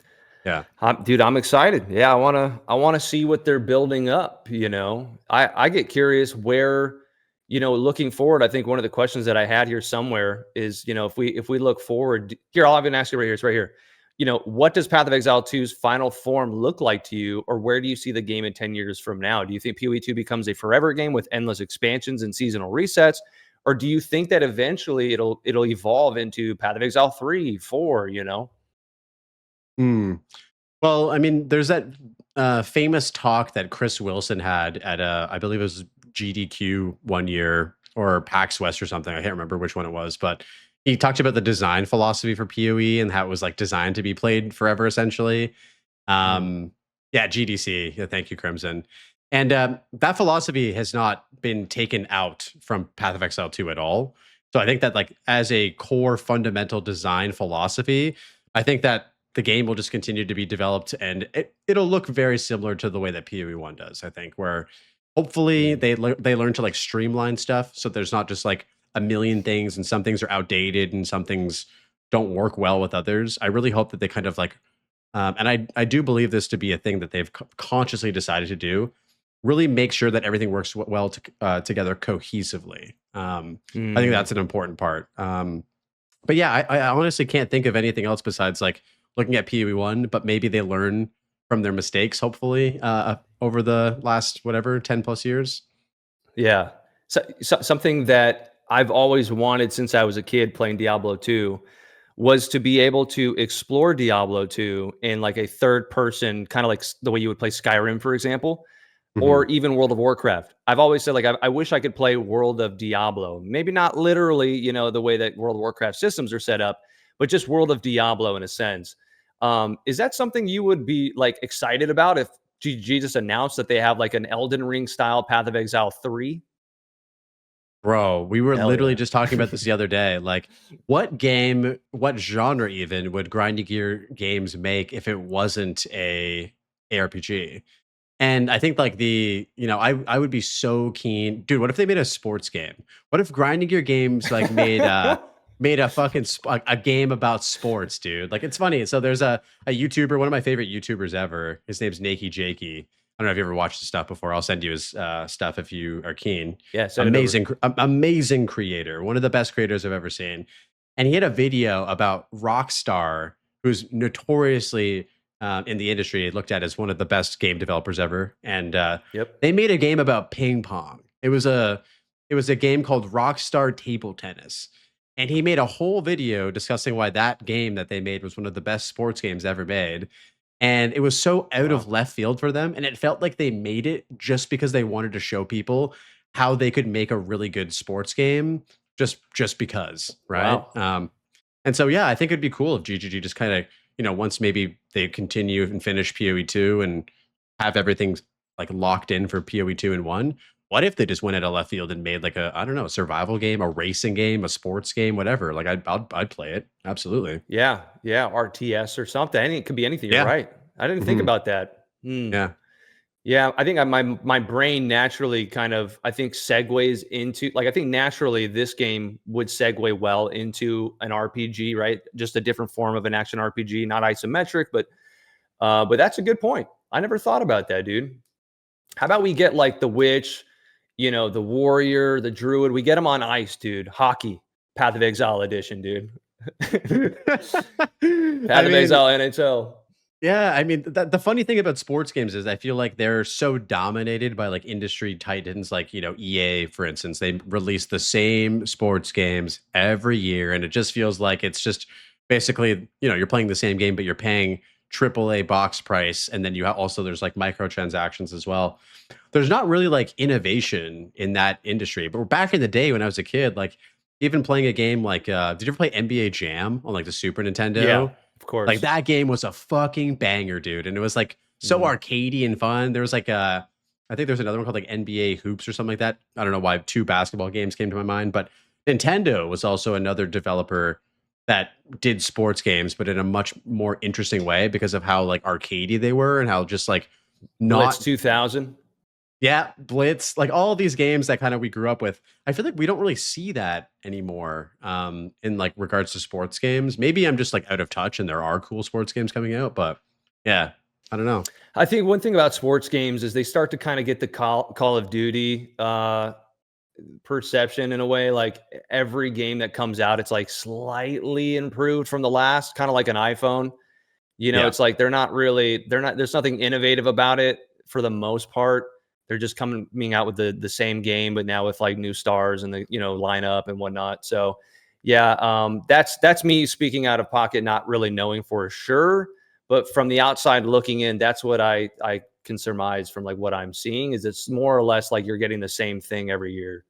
But yeah, Yeah. I wanted to ask you, every patch usually comes with a change that people underestimate at first that later completely like warps the meta or changes how the game feels.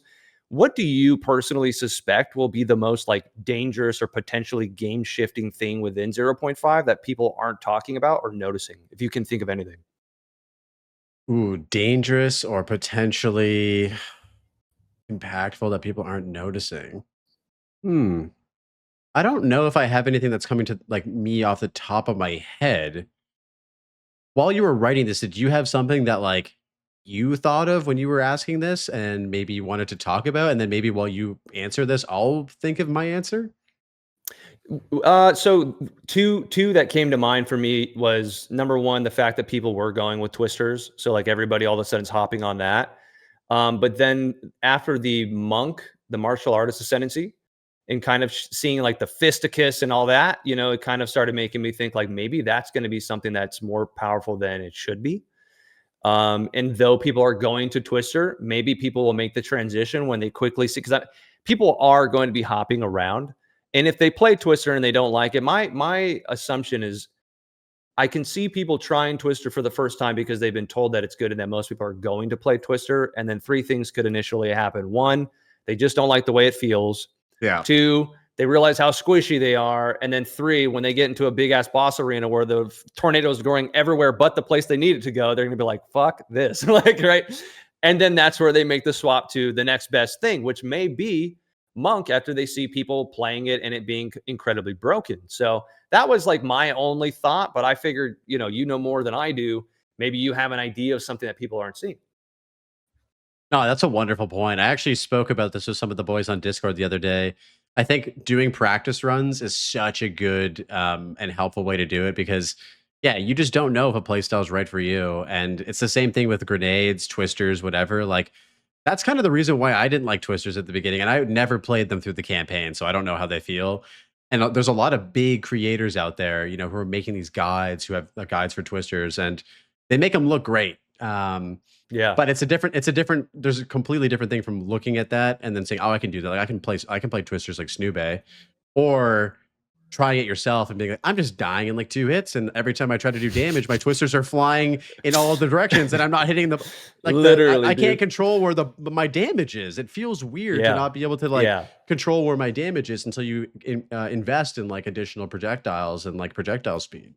And so, yeah, man, I don't know if I have an answer to this one. I'll have to think about it and get back to you. I think you hit the nail on the head there with like, yeah, trying out builds maybe before the league starts just to get a feel for them. And I do think a lot of people are going to pivot off twisters because it takes some practice and it's not a play style that's for Yeah. everybody. Yeah. When I initially played it for the first time in point four, I had Snoo kind of guiding me. He told me about it. I saw him playing it. Like you said, I saw somebody play it. I go, man, this looks crazy. He's Yeah. in Val Temple. Everything's just getting deleted. You're thinking, man, that looks so powerful. I got to play it. But then you play the beginning stages of that build and you go, oh boy, I've got a long way to go. And he started guiding me through it on my Twitch chat. And I Yeah. started to get once I got that first initial like Fang of Frost, put the element on the ground, then barrage, then throw it out with the proper weapon tech swap and whatnot, and felt that first explosion. It's like you're almost having an orgasm inside these dungeons. It's like, this tornado's going ever. It was amazing, and I thought I have never experienced this feeling in this game until this point. Mhm. And I loved it. So I fell in love with the feeling until I got towards endgame and started fighting bosses, and my damage wasn't as high anymore. And 3 or 4 NATOs that happened to come across the boss were deleting them wasn't happening anymore. And now I'm going, oh shit!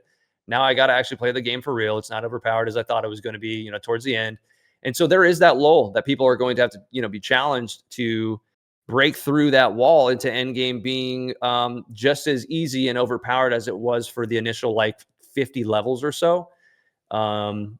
It'll be interesting to see. It'll be interesting to see the percentages displayed to see who's playing what a week into the league, you know?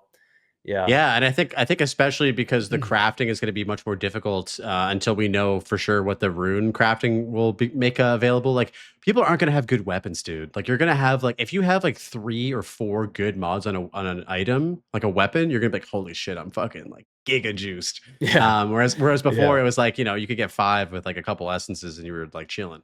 And so I think that that's going to come into play a lot, especially when people get into maps and experience that first like transition into like more difficult content. Like for martial Yeah. weapons build specifically, this, right? Like your weapon defines how powerful you are in Path of Exile 2 to a certain degree. And like, so when the general population of people are struggling to have a good spear and play twisters properly or have a good offhand spear to stack attack speed with and stuff, like it's going to be interesting to see how many people stick around with Mhm. that and how many people just push through.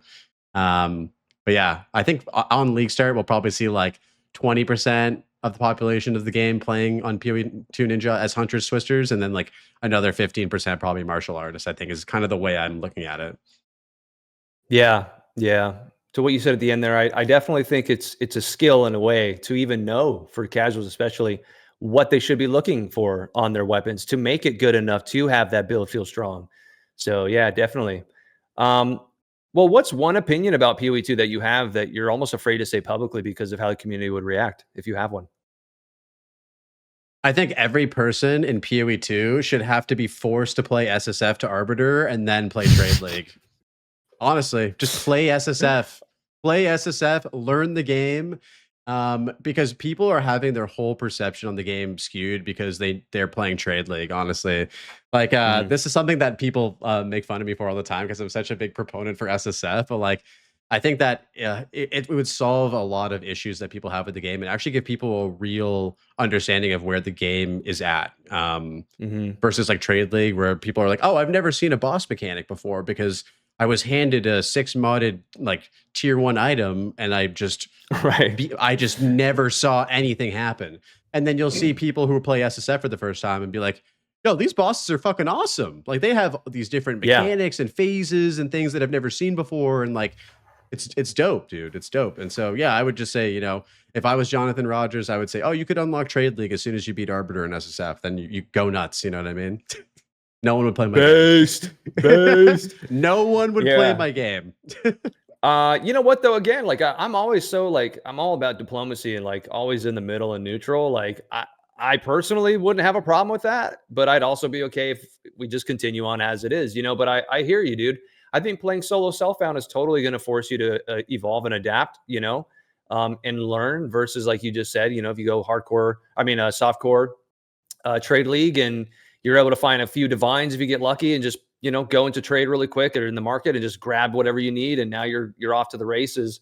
You didn't really learn anything, you just knew that you had to get a specific item, so no, I hear you, man. There's something to be said there. On the other side of that, the opposite end of that, there are people who argue fuck solo self found. If you want to play solo self found, I saw one guy, I forget who it is now. I saw it recently. It might have been in Exiled again on one of those videos where he said something like, if you're playing solo self found, he's like, don't tell us about it.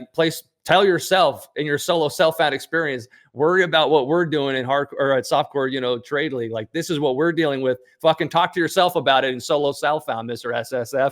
I thought it was funny because it was kind of fucked up. It's kind of fucked up. But I also like I understand where he's coming from, But yeah, I see both sides. But no, I wouldn't have a problem with your take either. Yeah, I think I Let's see. think I've it's got people. yeah. I think people get hung up on Trade League just sort of as a final thing about this because there's a certain level of FOMO I think that's associated with it. You especially in this day and age with gaming, everyone's really set on min maxing and playing optimally and keeping up with strategies and making the most money and stuff like that. And it kind of feels like we're all these like little hamsters on this wheel that like never ends. And I think that when I played SSF, it really helped me kind of appreciate the game for what it was and not really worry about all of these like external factors. And it's right. You're talking to yourself because that's all that you really have to care about in SSF. And so I don't know. I just I love the game mode. I love hardcore as SSF as well. I love the game mode as well. And I would love for more people to experience it, just because the people who have tried it, from me just preaching about it, or you know, recommending that they try it, they 99% of people come back and be like, Blaze, I used to think SSF was dog shit. I tried it this league and it was fucking awesome. And thank you. Now I'm Yeah. an SSF Andy, so it's good. Yeah. Yeah, I really like SSF. It also does give you, like I said before earlier in the pod, like it's a less competitive version of the game that really allows you to slow down and just kind of smell the roses and go at your own pace. And even for myself, when I was streaming last 2 nights ago, and I was kind of like getting my hand, dipping my hand a little bit into like the idea of speed running, it just didn't feel natural. It felt like I was just completely going against what I would want to do, and how I would actually play if I was just trying to enjoy myself. So as I'm getting older, I'm not keen on rushing anything per se. I'm not going to beat somebody like Crimson. I'm not going to beat any of these guys who have had practice or thousands of hours in the game. So what am I really racing? I'm racing myself to fail anyway, in a sense. So you can only do as good as you can. I'd rather just, play at my own pace. And I think Solo Self-Found definitely allows you to do that. And that's how I feel about that, regardless of the fact that I won't be playing at this run. But Yeah, and dude, I just yeah. played Trade League and PoE1, as somebody who's very much so like an enjoyer of SSF, and I had such a good time. Like it just really allowed me to like slow down in PoE1 as well, because I think with PoE1 there's just so much shit to understand and Mm, learn that it becomes incredibly yeah. overwhelming. And as an SSF player, you have to just engage with everything. And I think PoE2 is at a great place where there's just enough that it feels like it's comprehensive, but not like whoa. And with PoE1, it's Mm, like, holy fuck, like this is just there's a lot going on here. So I think it really is just, my take is really specifically about playing PoE2 and SSF as a feels good thing. I think PoE1, yeah. I really enjoyed my trade experience, and it actually helped me to educate myself as to how to play SSF properly or and whatnot. Mhm. Yeah, my hats are off to PoE1 in the community. I played when it came out in 2013, and I enjoyed it for what it was. I came back a couple more times, but something about PoE1 doesn't hit as hard as it does for me in PoE2. Yeah. And so my hats are off to anybody that enjoys that game. It's a fantastic game. I just never got too deep into it because I became a certified WoW Andy, hardcore WoW Andy. So that took up Yeah. all my time. Yeah. So, do you think with social media and like creator culture, like, do you think it unintentionally pressures people to keep playing these games long term after they've personally stopped having fun? Oh, you mean from like a streamer's perspective or like a content creator's perspective? Yeah, I mean, let's say you play the game and you're having a good time, but you create content for this game. That's what you're known for. Do you think some people may tend to get a little burnt out, but feel this pressure to be forced to continue making content regardless? 100%, dude. I think that like, Yeah. it's a thing that I think a lot of people struggle with who are content creators, where your identity is based around a game, and it's hard to throw away a consistent viewer base and a consistent money in that same sentence to just prioritize your own enjoyment. And for me personally, like I always want to play PoE2 because I'm addicted and I love the game. Mm. But if I ever feel like I get to a certain point where I'm not enjoying it, I think, going circling back to the initial conversation about passion, about, being passionate about something and pursuing that. If I ever lose passion in something, I just don't do it. So, that's my way of approaching it. And it doesn't matter to me if I like am like seeing less viewership or something like that. Because I'm not a full-time streamer. I'm not a full-time content creator. This isn't my job. This is a hobby, a passion hobby, right? And so if I'm Yeah. not having fun playing the game, then why am I doing this? This is all just supposed to be fun, hanging out with the boys, making fun videos about a game that I love. And so if that game changes down the road, then I'll just, adapt to that and change that, But it definitely affects Hell people. yeah. Like, bro, some people are locked in. Like they can't, their security of their families and their wives and their kids relies on them making content and playing a specific video game, right? And of course it's going to be Mhm. dull. Like you do everything.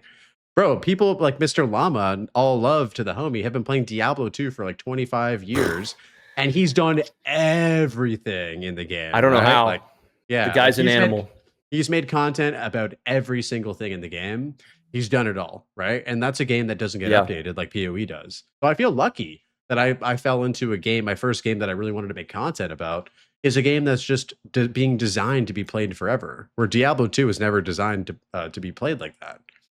Hmm. Yeah, well, I guess guys like Mr. Llama would disagree with you, I suppose. D2 is a game for me that I can go back to nostalgically and appreciate, but I still get like I get burnt out on that game too, right? I mean, and it Yeah. happens faster and faster with each league. Like, Mhm. okay, like it's still the same game. I enjoy it, but once I get one or two characters in and I play it, I'm done. So for a guy like Mr. Llama who's played it as long as he has and for as many hours as he has every single day, I mean, man, what an animal. That's an absolute unit right there to just be able to, and he sticks to his guns. I was going to ask you that follow-up question, like, do you see yourself still going through with it? And you said ultimately you would swap to something that you are enjoying, or you would just stop if you weren't enjoying it. If you were to stop, what do you think would be like if Blaze had to continue his content creation passion, because you still had passion for content creation on your channel, but it was no longer PoE2, what would be the pivot for you? In terms of like moving away from PoE2, you mean? Yeah, like another game, perhaps.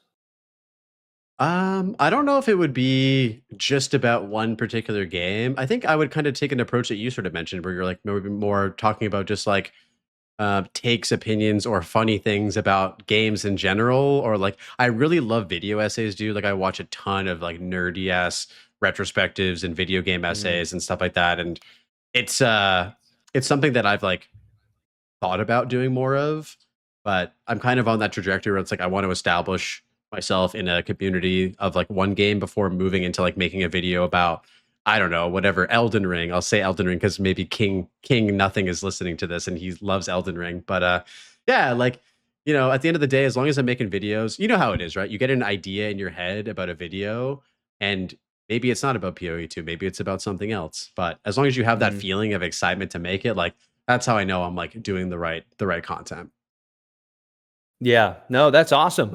Yeah, and that same sentiment for me. Like I am in that realm where I look at somebody like you, for example, who is putting all of your eggs in at the moment into one basket with PoE2, and I think it's a very intelligent move. I think it's a smart move because you are able to build and build and build at a faster rate where people can rely on you. Then eventually, what would happen in my mind is you've got a percentage of those people that also just like you for you and would want to be, they would be receptive to other content that you would create, whether it would be World of Warcraft or Elden Ring or a sports game like you were mentioning earlier. Anybody that likes you will follow you and watch your videos. So I think for me, that's the ultimate goal. I think starting out that way, where you have a diverse selection of games or things that you do, is going to be more difficult to gain a following rather than doing, going the way that you are at the moment. So I think you've got I mean, obviously you've got a really good head on your shoulders. You know what you're doing, I think, and you've been doing a great job. And I think that the future is bright for you. And I think zero point 0.5, like really, it's just going to go up from here, man. I really do.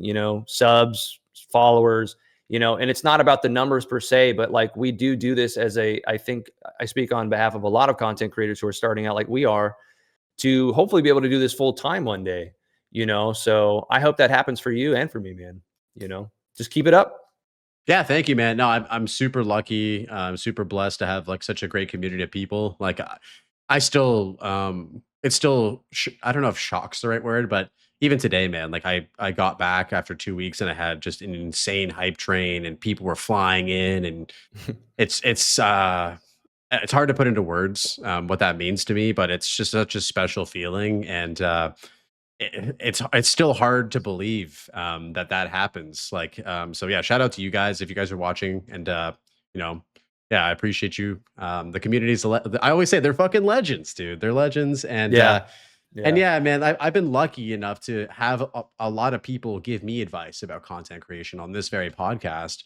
And so I've tried my best to, spread that info to the community, but also I'm privileged enough to be able to absorb that myself. And, you hear things from people who have, quote unquote, like made it or have become much more successful in this industry. And yeah, I think it's almost unanimous that like starting up yourself off within one genre or one niche is like the way to go. And Mhm. so yeah, I'm going to listen to that feedback, right? I'm going to listen to that piece of advice. Like, you can't you can take it with a grain of salt and obviously do whatever works for best for you. But when many people that I look up to tell me the same thing, it's hard for me to ignore that. Yeah, I've had a bit of an experience with, Arc Raiders when it came out. I launched a video, and my prior videos were, anywhere from like 30 to 100K views, and then I dropped the Arc Raiders video and it got like 4K, right? And then the one after that got like 400, So Yeah. I just deleted that video. I was like, hey, um, so it kind of showed me like, all right, I'm probably better off right now still staying within the niche and kind of branching out. I still got more work to do before I just branch out willy-nilly to everything. So how are we looking on time right now? Are we doing good? We're at 2 hours, but I'm down to go as long as you are. If you want to keep asking more questions, I'm happy to chat. If you want to wrap it up soon, I'm happy to do that as well, bud. I've got a few more. I've got like a few that I want to wing, and then I've got three more on my list here. Um, Perfect. ExileCon, dude. How stoked are we, dude? We're both going to be there. All the other content creator homies are going to be there, dude. I can't wait to take some shots, both liquid and photograph, with you Yeah. boys, and just like have a good time, man. Do you Yeah, have it bro. locked in with like flights and hotels and all that? We were just looking at flights yesterday. So I think we're about what, like 6 months out. So it's like time to like Yep. buy the Yep. flights. Yeah. And so yeah, after working, everything that I'm doing right now, work wise, is to save money for that trip and to make sure that we can afford everything to be comfortable and stuff. Haven't gotten the flights locked in or the hotel or accommodations and stuff yet, but that's going to be like ASAP. Like it's a priority right now. It's something that's on Mhm. my list of things to do. But yeah, dude, like I'm so over the moon for that. It's cool. There's so many things that I look forward to. It's like, the community aspect, right? Like being able to meet Mhm. all of these folks or many of these awesome people, like yourself included, all the boys, and I've never been to a gaming event. Like it's just something that I've never done and I've always wanted to. Never could afford to do it or was too young to go to BlizzCon when I was like 14 and living in my parents' attic playing WoW and shit. Yep. So Yep. now that like I'm an adult and I have like money to spend, like it's kind of like achieving some like childhood like dream, you know what I mean? Where like I wanted to Yeah. go to even a Counter-Strike event with my boys last year because we were all playing a lot of Counter-Strike. And there was one in Austin, Texas, and it was like the first US major that CS has had in a while, or maybe ever. And bro, we went to Ticketmaster and they sold out instantly. Fucking scalpers got all the Wow. tickets, just dusted the entire arena, right? Oh, yeah. And I Yeah. was like, okay, so that's off the table. So yeah, it was really cool to be able to get my ticket, and yeah, so stoked, so stoked. That's awesome, dude. Yeah, it's gonna I've been to PAX West, but I wouldn't say PAX West is necessarily like as specific, right? Obviously, as like ExileCon is for this game. It's like going to BlizzCon. So yeah, man, I'm stoked as well. Like I don't necessarily know what to expect. I'm assuming it's gonna be, a couple cool like little booths and things that they have, and us just kind of hanging around and then like waiting for like the prime time hours where they have like the big reveals in the main like main stage, and then maybe like some content creator interviews and things like that. Have you been reached out to by anybody regarding like I've seen in past Exile cons where they have different content creators come and like sit and talk together. I think like Ziggy D or someone, on a couch. I think it was like a black casting couch, so I'm really excited about that personally. The black Um, casting coach, hell yeah, yeah, dude. if you No. do a good job, they send you to the back with J Raj. Did anybody Uh, hit you up about that or? No, no, no, no. Like I feel like for me, like this is something that I'm so new to the PoE creator space. Like, only doing this for, since it came out. So whatever it is, however many months, a year and a bit. Mhm, It's fully on my own dime, and I'm happy to pay for that. Like it's I don't buy like supporter packs and shit like that. Because I buy stash tabs to help me hoard my shit. Not because I don't want to mhm, support the game or anything like that, but it's been, primarily to save money so that I can go on this trip, right? Like people ask me, "Yo, Blaze, what supporter pack did you yeah, get this league?" I'm like, nothing. I'm saving money for a $3,000, $4,000 it's trip to New expensive, Zealand, dude. right? Yeah, Yeah, yeah. and so I'm excited to just go there and like, dude, just see it all unfold, bro. Like I've only seen footage from XL cons on YouTube and stuff like that. And like I'm just imagining myself like being in the seat and watching whatever the 1.0 presentation. It's gonna be epic, dude. It's gonna be epic. Yeah, yeah. I wonder if do you know if like the seats are assigned like on the ticket? I didn't look at that part. Are we just able to sit wherever we want? I think if you pay for the VIP ticket or like the ultra VIP ticket, then you sit in Jonathan Rogers' lap during the whole thing. But if you pay for the previous Okay. one, then it's like you get the front row. And I think like after a certain point, you can just kind of go in as early as you want and grab a seat. But that's a good Yeah. question. I don't know exactly how it Yeah. works. I took out a $40,000 loan with my bank to get the exotic VIP edition Oh ticket. shit. So Okay. What? it's actually Mark, Jonathan, and Chris. A little late night after night special. They just said bring a lot of lube. So I don't know what that means, but we're gonna pack that in. No pun intended. So I'll Damn, make a dude. vlog. I'll make a vlog. Yeah, I'll that's make a gotta be vlog, you know. yeah, that's gotta be Michael Perry part 2 where you wake up and you're just covered in lube. Okay, I'll stop. Stop. Holy shit. Uh, I'm I don't know what we're gonna do with Mike Perry. We were making a joke about, the fact I can't bring a spear on the plane. Maybe we do something where Mike sees the reveal for martial artists and now he becomes like a fucking Shaolin monk. And I think it could actually be really hilarious. And that would be a way to like bring him on the plane and make that vlog. I'm undecided about that right now because it would I'm be gonna tell tough you right to now, you have to do it. Please do it. You gotta do it, bro. Come on, man. where he makes it to ExileCon. Then I got to be That's wearing that shit though, dude. I got to like I'm gonna be like Mike Parried out the whole day, dude. I thought you It dressed might like him happen. anyways, bro. Come on, man. Type shit. Type Yeah, shit. yeah, yeah. You ain't No, lying. You ain't no. lying. I think as an enjoyer of the content, the fact that you're going to ExileCon and partially due to the fact that you of that video, right? The Mike Perry vid, like that Yeah. would be poetic justice to see a part 2 on that. I'm not gonna be mad if I don't see it. I'll be disappointed though. You know what I mean? I would be disappointed with myself. So I definitely, if anybody can hear me now, I'm open to ideas, for the script. The script is totally open right now.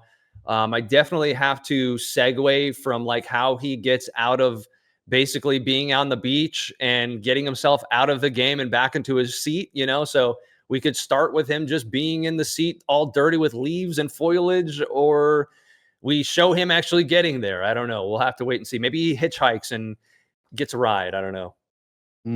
Yeah, maybe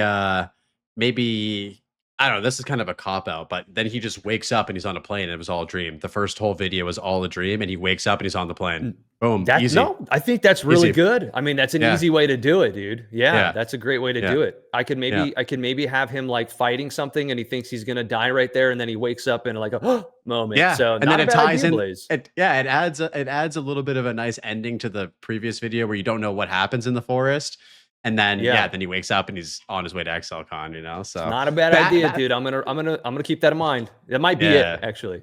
Yeah, it's a good one. It's a good one. And yeah, Credit to of course, Blaze bro. now because it's probably gonna happen at this point. I mean, I'm happy. I'm happy to always help you with ideas, bro. You know.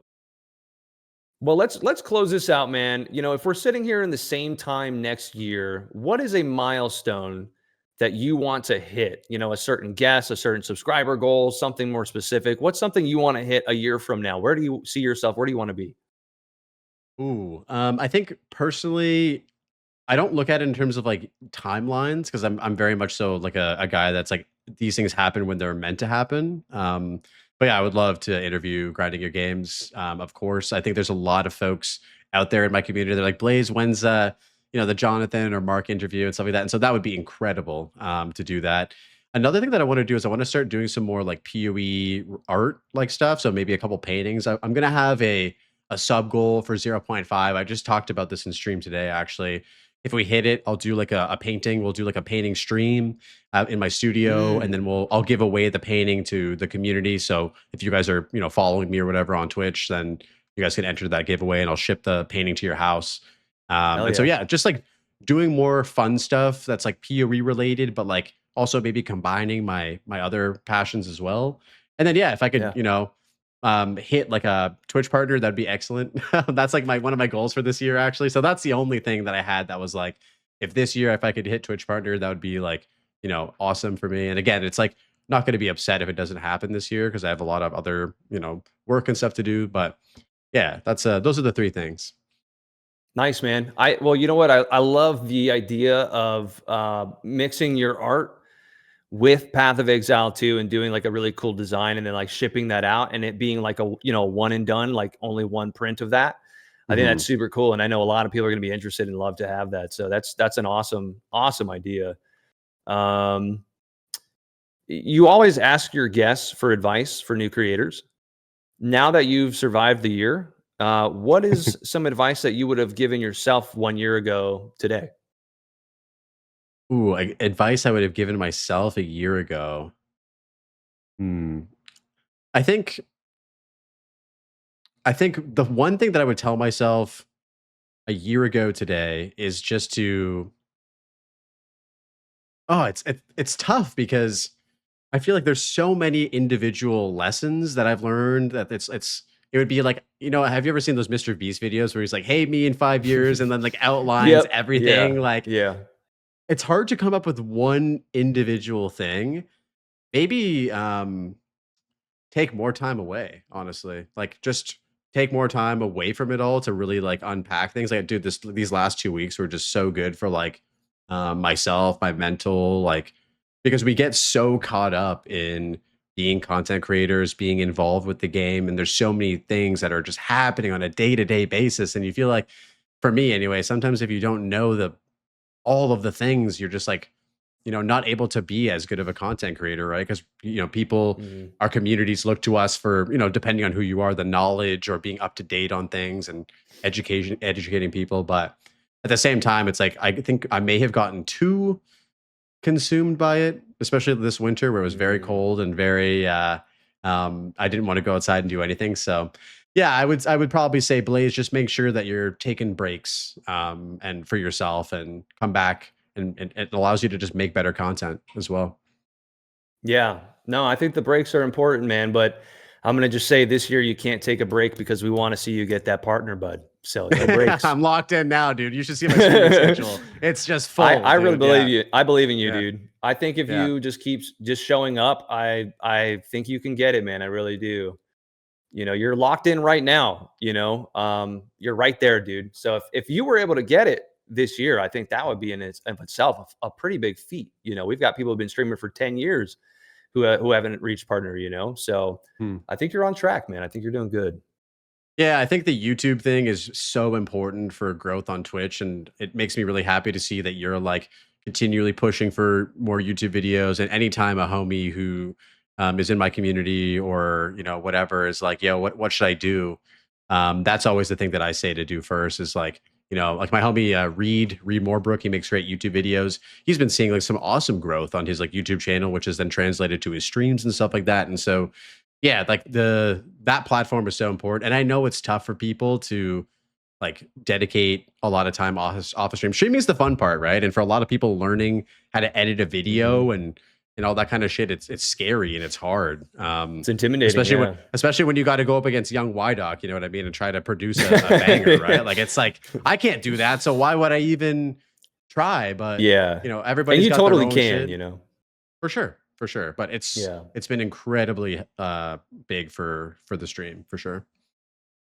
Yeah, yeah. That's one of the things that I learned early on when I first started streaming. I had no YouTube channel. Like I had the channel existed, but I had no videos surrounding the content. And I was streaming to like real life friends. I'd have like maybe like 10 to 15, maybe like at some point I got maybe even like 20 people but I knew everybody in real life. So it'd be like family members and like homies that I knew from like bar jobs. And it didn't feel, I didn't know what I was doing. I was just kind of just throwing myself out there and like making drinks on stream and carving pumpkins with my wife. And it was a totally different vibe, dude. There was Yeah. like zero gaming. Occasionally I'd play like Overwatch randomly and then the stream would drop in numbers and I'd be like, I came to a point where I'm like, I'm not going to get anywhere with this. Like, I have to do something that can put me out there so people know that I have quality worth sticking around for. So that is where, YouTube comes into play. That's where you're able to really solidify yourself as somebody who has something worth watching. And over time, like a couple nights ago, I had about 40 viewers. For me personally, that's huge. Like, that is the most organic non-raid viewers that I've had personally, who Hell are yeah. actually coming in and saying like, yo man, like I saw your video, like I really loved that last video you dropped. Like, I finally caught you streaming live. Like, it's a great feeling because you know that each person that comes in and does that, that's an organic, viewer Mhm. who's coming in to see you. And Yeah. that YouTube is what propelled that to happen. Otherwise, nobody would have ever found me. So same thing with your podcast, dude. You saw one of my first videos I ever made and reached out and was like, "Hey, dude, like I saw that video. Why don't you be on the podcast?" And so that's what we did. And now here we are with episode 3. We're interviewing you this time, and it's an honor, dude. And I'll come on the pod as many times as you want me to and yap with you, dude. And we'll try to make it, not too controversial, but have fun with it, man. And you know, Dude, yeah, dude. I appreciate you doing this. There was just for the folks who are listening out there was this idea that I had to do for the 1 year anniversary of the pod back in April. And then I asked, the only person that came to mind was, YDoc, of course, to do the interview. And then he had to step away to Ecuador to take care of some stuff, some personal stuff. Totally fine, but it's super cool of you to not only come back but still be down to like do this. And yeah, it's been super cool to have you here for the 3rd episode. I think you're the only person who's been on the podcast 3 times, so Is fuck that yeah for right? that. That's Yeah, yeah. yeah, 100%. Dang, And guys. yeah, and I think you did Thank great. you. I don't know if you have experience with interviewing people, but as an interviewer, I think it was awesome, man. Good shit. Dude, thank you, man. I was nervous. I wasn't nervous for the first 2, but I was nervous for this one just because I haven't ever interviewed anybody like this. I've interviewed people for like a job, but you don't have a live audience and it's not going on the digital world forever, Yeah. right? So, yeah, I wanted to make sure that I honestly, the main thing was just do you justice because you've gotten really good at your craft, and I wanted to ensure that this was a good video for you on your channel and engaging for your audience and your viewers. And I also just want to give a big thanks to each individual that has supported Blaze and his podcast and all of us as content creators, man. It really means a lot to us because without you guys, like, we wouldn't be doing this. We don't really make money from it per se, a couple $100 here or there per month. At least I can say that's for me. So, just a genuine thank you guys, man, just for letting us do this and just hanging out with us and just being supportive, dude. It means the world to us. So thank you guys very much.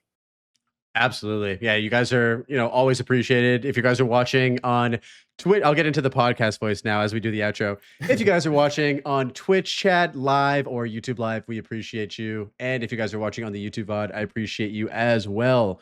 Yeah, guys, thank you so much for watching today. It's been an absolute pleasure. Hope you guys enjoyed this interesting table turning episode where I get to be the guest on the episode and maybe share a little bit more of my insights, my takes, and whatnot. As always, guys, go check out YDoc. He is an excellent creator.